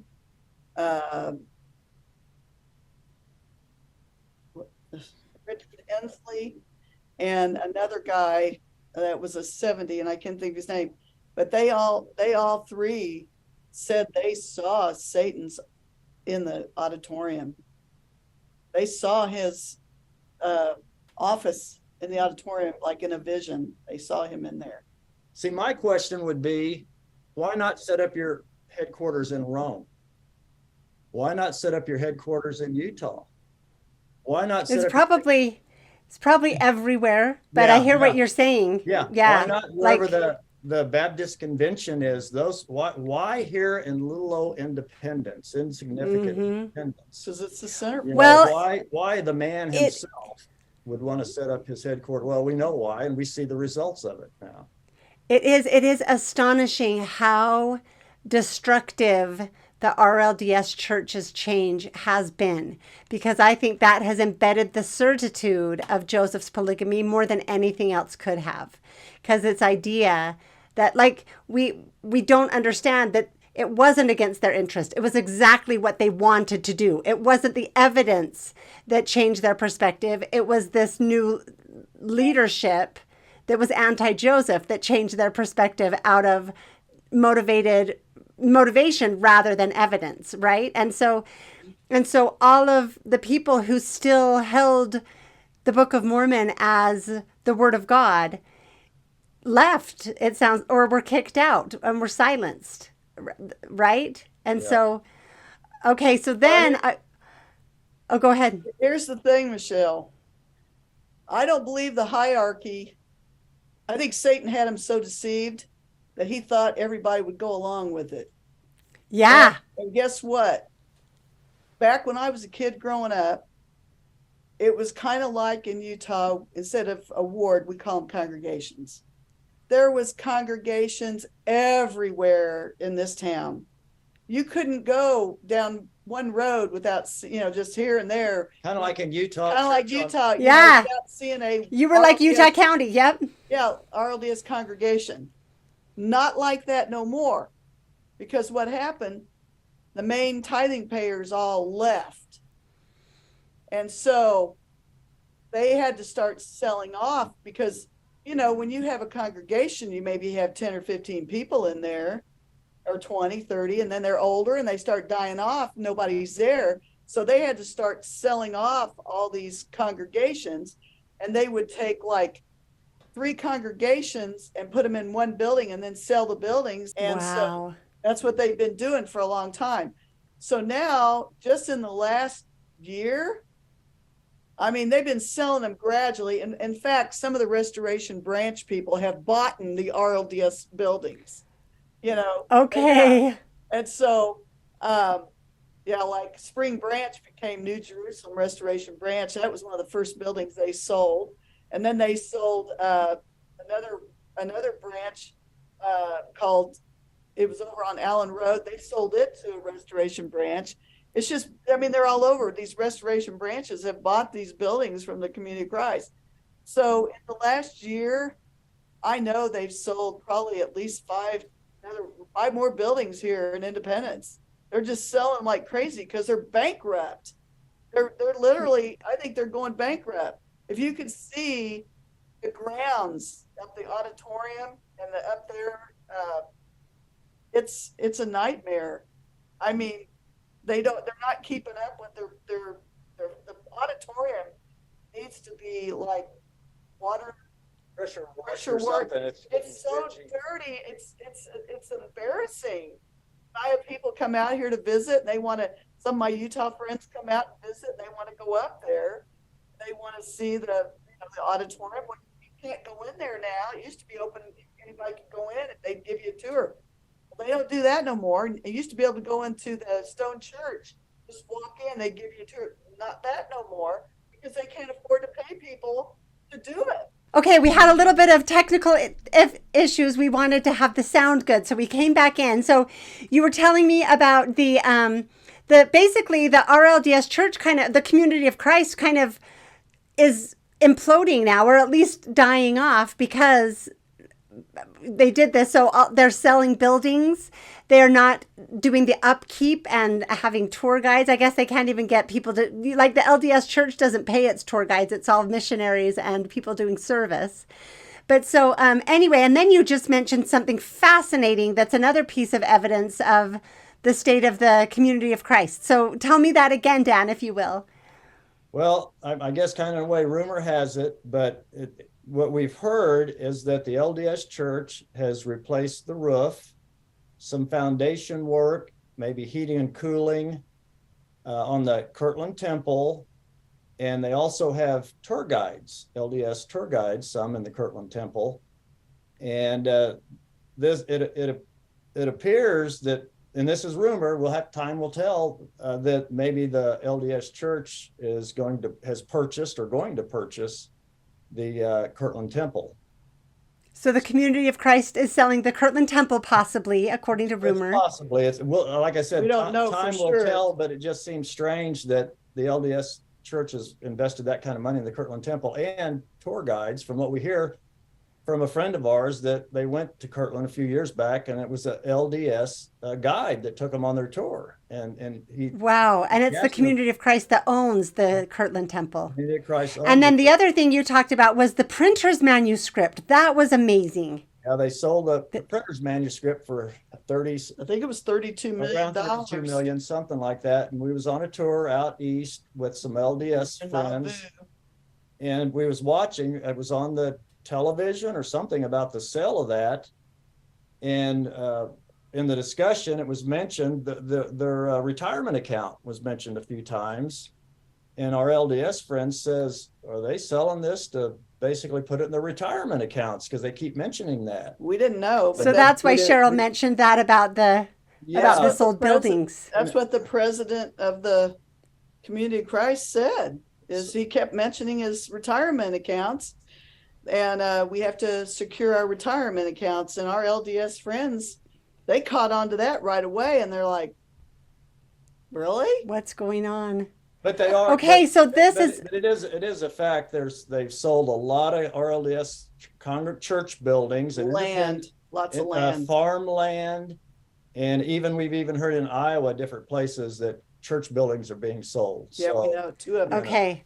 Well, with the background you guys gave about all of the tithe payers, the majority of the tithe payers leaving the church in that split, helps give so much more insight, because a lot of us remember the LDS church buying the printer's manuscript and these other things that, thank you for filling that. I think other church properties also, like up in Nauvoo. I think there's. Well, I don't know about that. Well, we don't know. In any case, this is just kind of a little deal. The Temple Lot case. The RLDS church took the Temple Lot church, and the LDS church was involved. There was witnesses that come to that Temple Lot suit, and basically, the only reason the RLDS church lost was a technicality, and because I think even the Kirtland lawsuit, they won the Kirtland lawsuit, and basically kind of shown that they were closer to the original church than the LDS and its doctrines and teachings and things like that. And maybe I'm remembering wrong, but didn't they initially win, and then on appeal it was overturned on a technicality? The LDS church didn't ever, or the Temple Lot didn't ever win.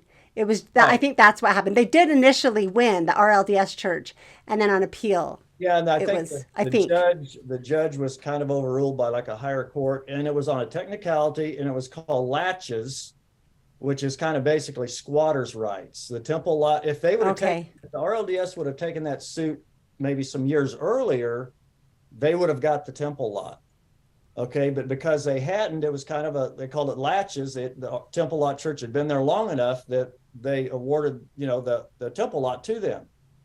And I personally believe that was the Lord's will, because the Temple Lot church is preserving that Temple Lot. The RLDS. Because the RLDS would be selling it off right now, probably. The RLDS church, the Community of Christ maybe RLDS that turned into Community of Christ, they would have built their temple on the temple lot, and it shouldn't be. Wow. If That's a cool insight. So the Lord is in fact, the temple lot apostle agreed with that they are caretakers for that temple lot, because the LDS church might build a temple there also. And in fact, the temple lot church, I don't know the year, the timing of it, they years and years ago, they were going to build a temple on that temple lot. They had a hole dug for the foundation, whatever. And I don't know if they ran out of money or what happened, but the city made them fill the hole back in. So it wasn't time. Yeah. It wasn't time. Even they couldn't build a temple on it. It wasn't time. So I really believe that the temple lot church, that the Lord is using them to hold that temple lot there, or there would be temples built on it already. And I'm so glad you shared all. Oh, go ahead. With the LDS church in Utah, they've gone around and bought a lot of the historical sites and maintained them and take care of them.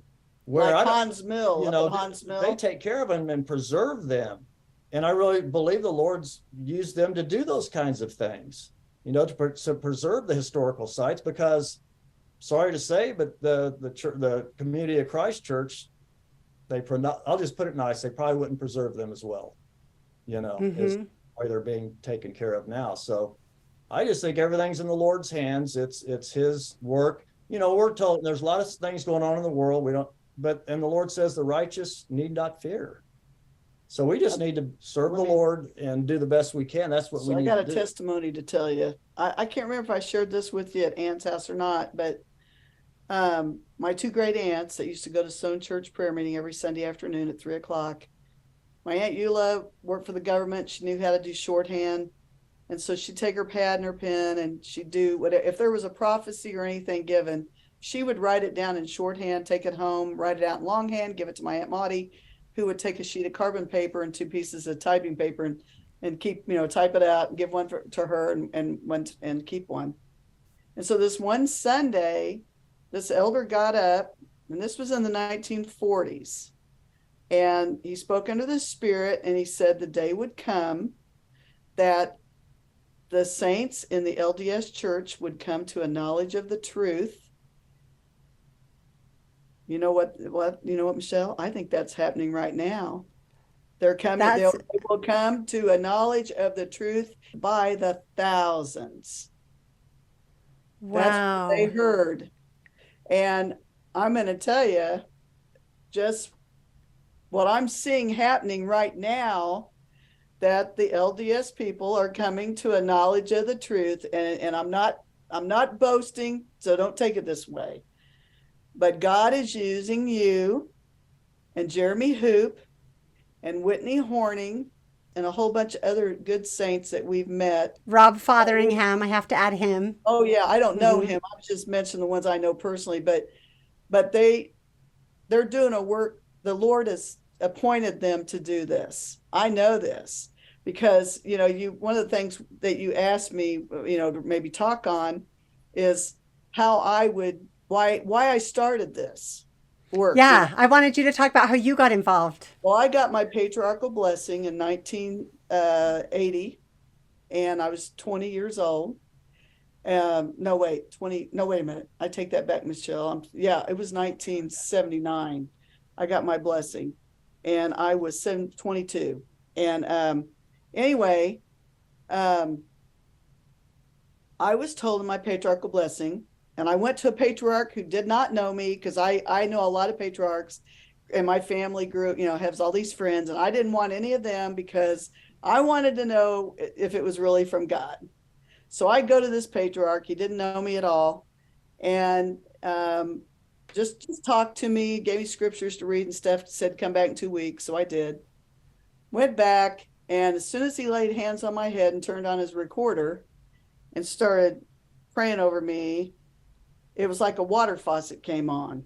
And I don't remember anything he said the whole time, because the Spirit was so strong, I was crying. And when I got my blessing, he had it typed up and they sent it to me in the mail about 3 weeks later. And when I read it, I knew every single thing in that blessing was true, because this guy did not know me. And one of the things that he said, you are greatly loved of your heavenly Father, and he has a work for you to do. And in time, it will be unfolded unto you with increasing depth. And he told me that I should study the 3 standard books and other good books as well, that I might qualify myself to serve, even to teach others the truth that I will learn. And as you see the doors of opportunity opening and the hand of God beckoning, fear not to pass through and enter into that field of service awaiting you. And I've had lots of experiences with LDS people. About this polygamy issue. It's amazing. I don't know if he would want me to use his name, but I think I told you already who it was. But we went on a tour with some guys. We were the only RLDS on the bus. Okay, I'll say that. We were the only RLDS on the bus. And so I had met this young man and his family at a Book of Mormon conference in Nauvoo. And we became really good friends. And he asked me before they left to go home if I would send him some materials about the differences in the church. So I said I would.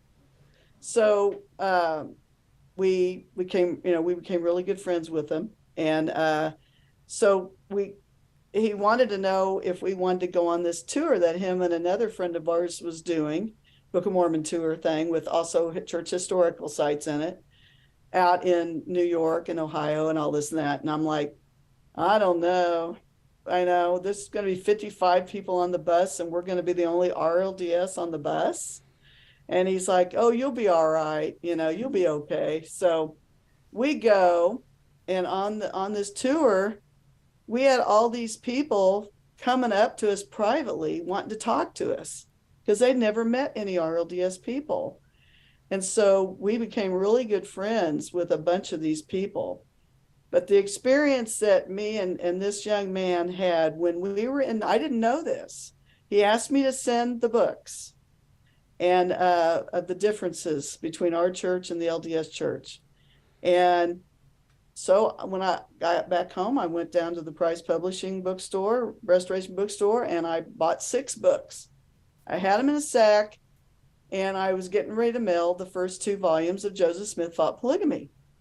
I got ready to put them in the mailer, and the Spirit spoke to my mind and said, not yet, don't send those.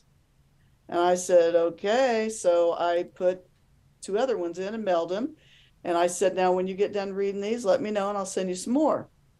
So a few months went by and I got an email from him and he said, I'm ready for some more books. I said, okay, I'll send you some more. So I got the sack out, put Joseph Smith Thought Polygamy back in the mailer again to mail it. And the Spirit spoke to me again and said, not yet.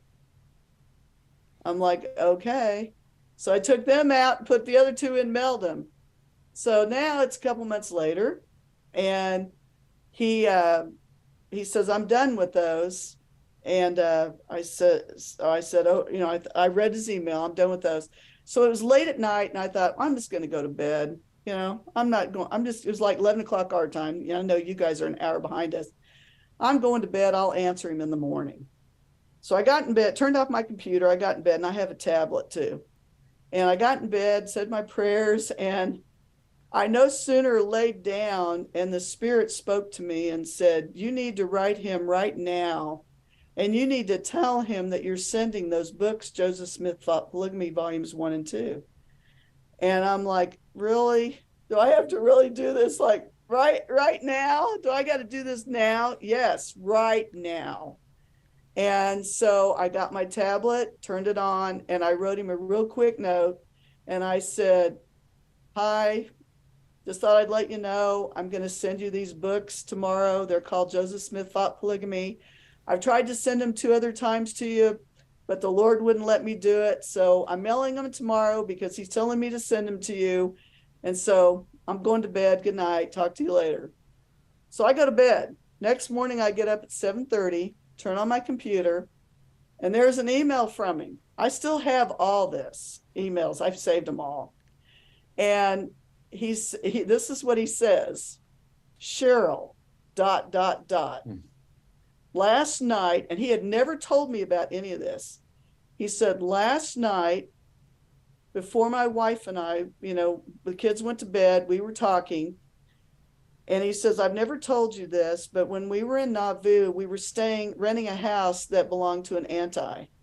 And my wife read a book there about Joseph Smith was a polygamist, a pedophilist, and so forth and so on. And it about broke her heart because she really believes Joseph is a prophet. And we've been discussing this now for a long time, and we didn't know what to do about it. And so he said, so we were discussing it, and then she had to go to bed. She's a school teacher, so she had to go to bed. And I got in my office, and I got on my computer, and he said, I was looking up everything I could, pro and con, against and for polygamy, And he said, I was on Wikipedia, and I was sitting at my desk, in my desk chair, and he's like, Lord, I don't know what to do. I don't know where to go. I don't know. I don't have any idea what to do. And he said the Spirit spoke to his mind and said, check your email one last time. And there you were, telling me that oh my those gosh, books on Joseph Smith thought polygamy. And he says, I thank you very much. So I mailed him the books. He got them, and he read that first volume in a matter of days. He called us, and we were talking on the phone. And this is what he said. I could not put the book down. It was like a John Grisham thriller. And he says, I know it's all true. And so not only that, but you know what he did? He went and did his own research, I guess down in the archives. He got in there somehow, and he looked up all those references from, that he could from Joseph Smith, Volume 1. He said everything that Price's wrote in there is 100% correct, all of them. And so now him and his wife are helping to rescue people in polygamy. They're involved in that. That's beautiful. And I won't mention his name yet, but he has agreed to come on the program. He just was really busy when I reached out to him. So it'll be several months from when I reached, because he gave an amazing talk and shook things up big time. So that'll be. I saw it. I was like, you were there. Yes. Well, let me tell you what he did. And he was an investigative journalist. Yeah, he's so the he word. knows Yeah. what he's doing. Yeah. We had him come out and do a Book of Mormon conference here in July of 2017. And so he'd already been reading these books and everything, And so, we opened it up to all faiths here, that believe in the Book of Mormon, that want to come to our Book of Mormon conference, of course. And so I'm sitting on the front row, and he was giving this talk. And, the place that we rent will hold 500 people. There was probably about 300 people there that day, though. And he finished his talk and his regular presentation on the Book of Mormon. And then he says, I had no idea that he was going to do this.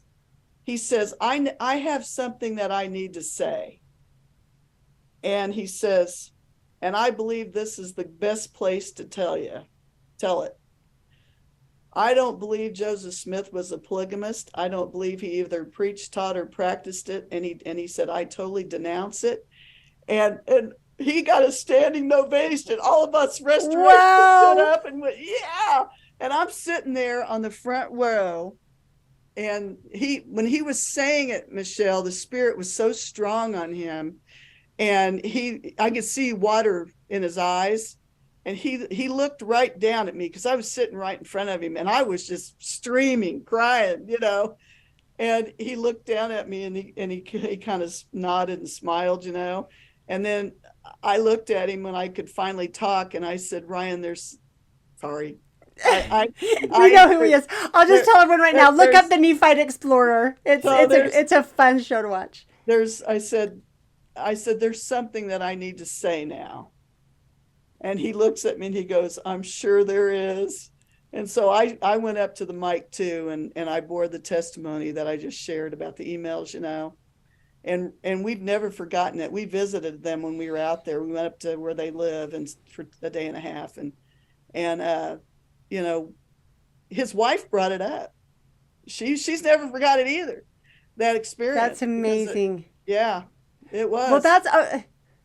so that's what I feel is so like even when Dan, you were talking about the Temple Lot Church filling their purpose, and I know that we have like a Strangite who's coming to this discussion, and it's amazing to me. I just feel so much that like the seeds were planted and spread wide in the Lord's wisdom to now be being brought back. And I know sadly we don't have permission to share this experience, but there are people having profound experiences and revelations about my people coming to this knowledge of the truth. I think, like just like you talked about how the Community of Christ, the RLDS, was just bleeding members and kind of shutting down. Like the LDS Church has also been bleeding members, and Joseph's polygamy is the number one issue that takes people out of the church and takes them out of faith and belief. And it's so, and I want to say also the Price's books. We have these perfunctory false notions that even the RLDS Church admits that there they are. Even the RLDS Church admits that Joseph was a polygamist. So there's no more discussion to be had. And we call the Price's books debunked based on the Price's debunked books. Nobody has ever debunked those books. Nobody has ever dealt with them. They were written after this separation, right? And no one even takes the time to read them. They just do this like automatic assumption that they've been debunked. They haven't. They do have RLDS doctrine in them that's that people can read through, which is just fine. But the factual history that they present and the arguments they present are accurate and have never been dealt with. So I would welcome anyone who is an ex-LDS or a Community of Christ member or any of these other or an LDS polygamy promoter to read Joseph Smith Fought Polygamy and deal honestly with it. It's worthwhile. Having known Pam and Richard Price since 1979, and before they even opened the bookstore, we lived our other house. We lived just right down the street and around the corner from them. And I would go over there a lot to their home and buy books and things. And we would share, Richard and Pamela, we would talk and stuff. I'm going to tell you what, Pamela and Richard Price are probably two of the most humble people I've ever known in my life. They are just, they're very meek, humble. You would never know. They are just, aren't they, Danny? Just Richard, just a little, he's passed away now, but just a little frail guy, but boy, I tell you, he did a marvelous work. I mean, it's amazing. It's amazing what they've done. And, they went to Utah and they studied in the archives for a long time. That's where they got their information, but they have really, really been used to do God's work in these last days, to get the truth out to all the saints. And I'm with you, Michelle. We're the Lord, like this thing with me and Ryan. It's all, I always feel like it's God's perfect timing. He knows when anything is going to happen. And right now, the Lord is working to bring all the factions of the restoration that are willing to seek out the truth. He's bringing us back together. And I feel like you're a sister already, I feel that about all my LDS friends, and Danny's all the time telling our RLDS friends, Cheryl's got more LDS friends now than she does RLDS friends that she talks to all the time, because I do.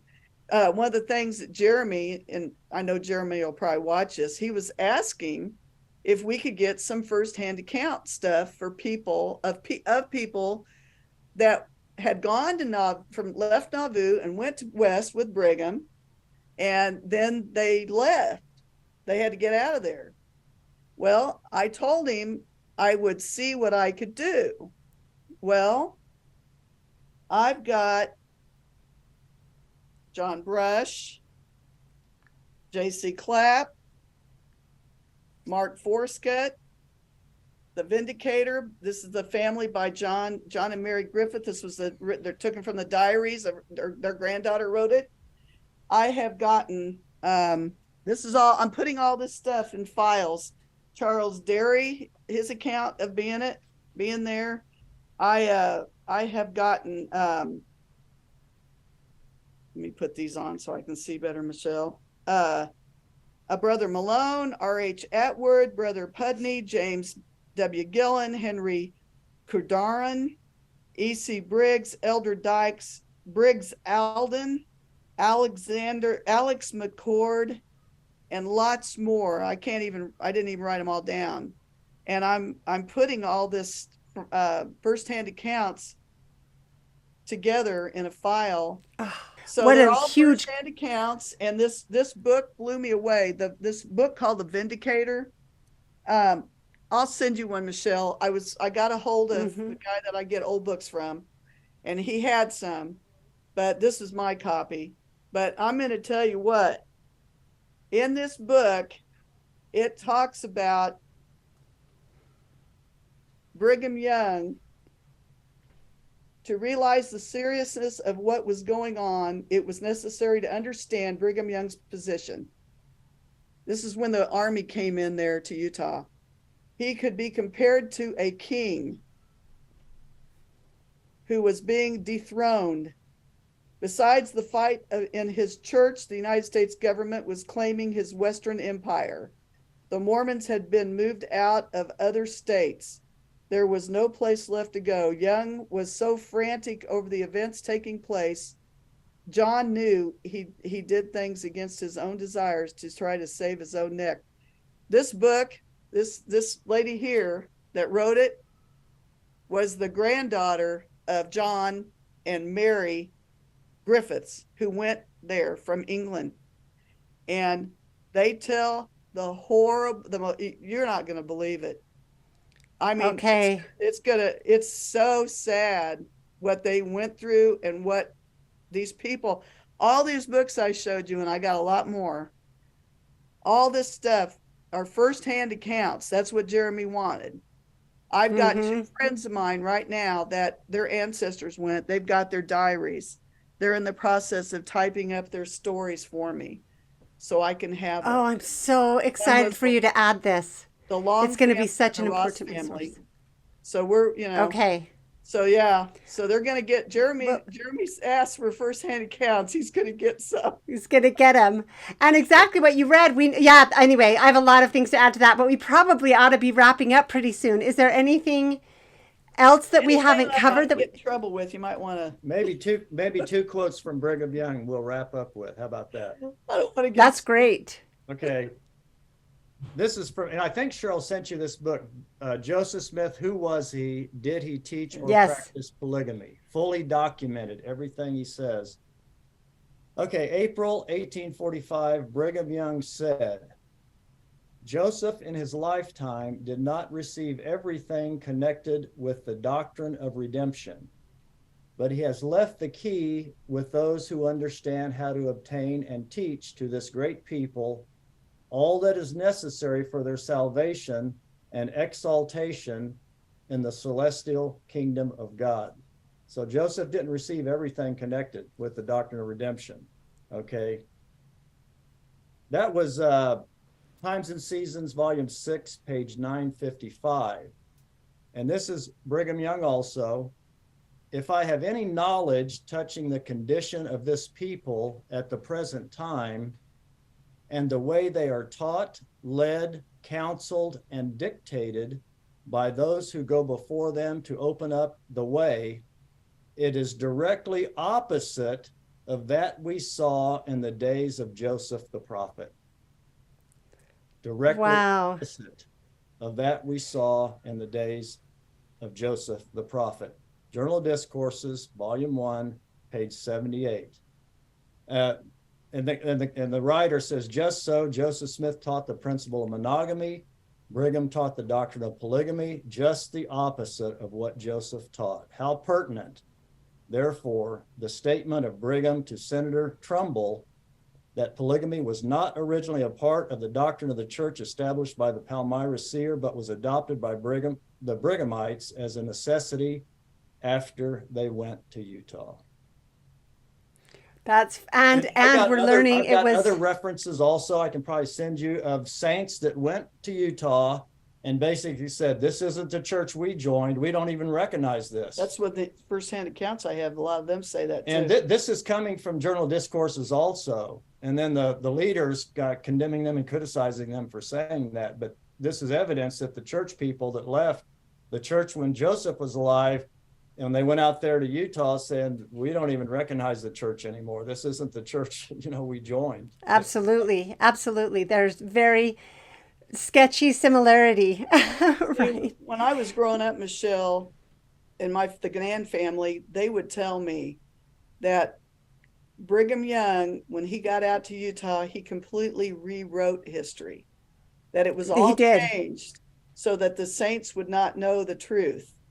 And I think we're kind of seeing that now since the Joseph Smith papers and things have come out, where they've showed where the stuff has been erased and added and, Absolutely. And it makes me love the prophecies, and all of this to me gives me just makes me love the Book of Mormon that much more, because it talks about the hidden things of darkness being revealed, and all things will be revealed, and all of the, it will all come forward in the end. And it's thrilling to see that happening, and to get to be a part of it is amazing. Because like I said, when I started this podcast, I thought I was completely alone. It was just me, doing what I felt like the Lord told me to do. And to see how many other people are having similar experiences and similar answers. And there is so much divine help, and so many pieces coming together. Everything you're saying about, I have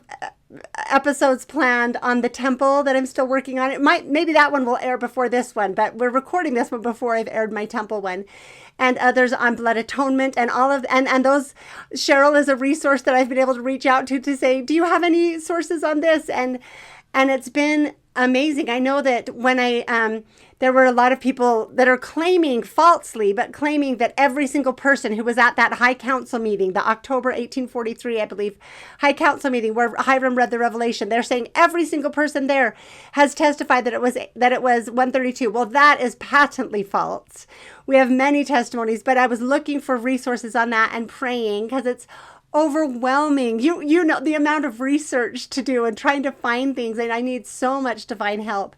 And just the whisperings of the Spirit. I woke up that very next morning after praying that and just had this voice, this familiar voice that I recognized, that just said there were 2 other men at that meeting, which was like, of course. And it was that very morning that you sent me Joseph's and Hiram's testimonies of that meeting. There are other people.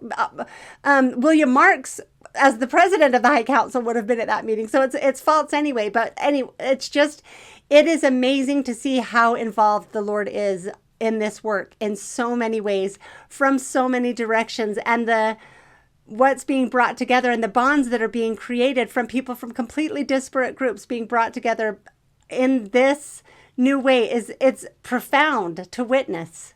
I love it. I'll tell you what, Michelle, we've got friends, some that work at the Restoration Bookstore and other people that I got to give credit to, because they have really helped a lot. If we can't find the answer, I can call them, and they pretty much know where to find it.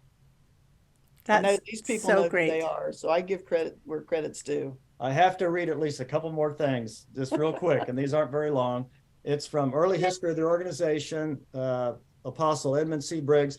At times, in the very early part of the organization, he was the only missionary out, and he out doing missionary work. There were times when he had companions with him, but they had families or maybe jobs or businesses, whatever, that they had to go back to. And so there were times he was the only missionary of the RLDS church in the very early days of it. And anyway, he said, I have met thousands of old members of the church who were well acquainted with Joseph, and yet I never saw a man who heard Joseph teach polygamy, but they said that they had heard him denounce it as a corrupt doctrine. Thousands of church members, a lot of them were in Iowa and different places up there is where he was doing his missionary work. And then talking to Brother Marks, I then said Brother Marks, did you ever see the revelation on polygamy before it was published in 1852 by Mr. Pratt? Marks emphatically replied, quote, no, never. You were president of the stake at Nauvoo, and if Joseph had such a revelation, would you not have been privileged, according to custom, to have seen it or heard of it? He replied, yes, without a doubt. There was no such revelation in existence when I lived in Nauvoo. Just after Joseph's death, Brigham Young would have showed it to me when I opposed his measures, but he never pretended to any such thing to me, that there was such a revelation on the subject from Joseph. That is a great quote. It's so true. He would have showed it. Absolutely. He would have produced it, but it wasn't ready yet. It wasn't It time. hadn't finished cooking yet in his desk drawer.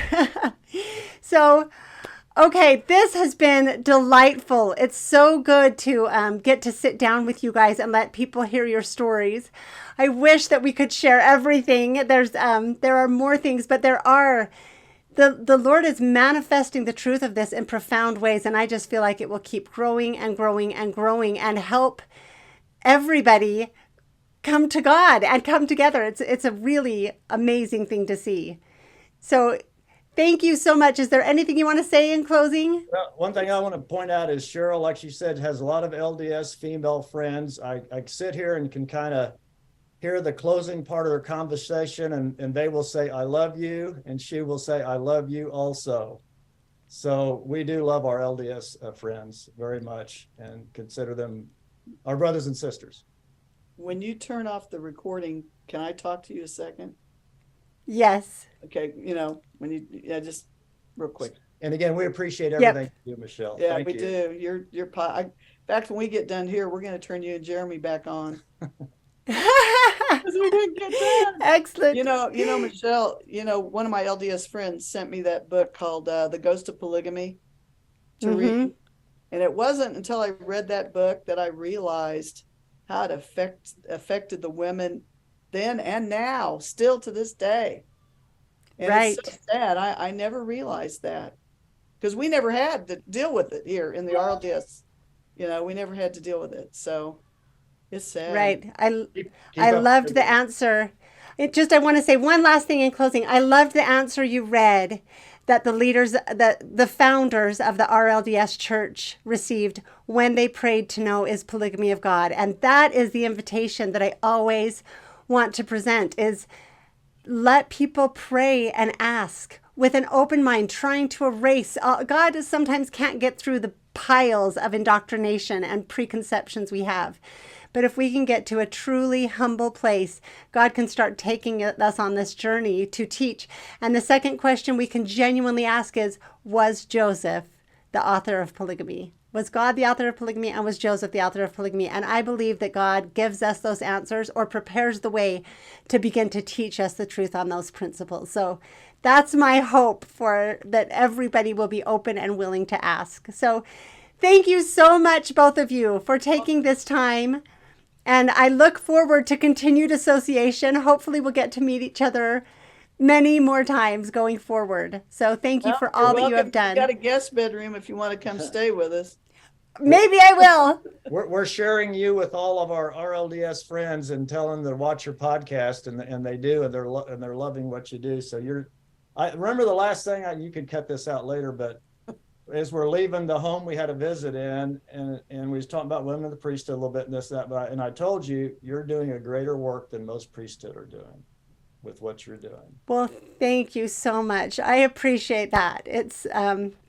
It's very humbling, and I feel very blessed. So The Lord thank you. And we will talk again soon. So okay. Bye.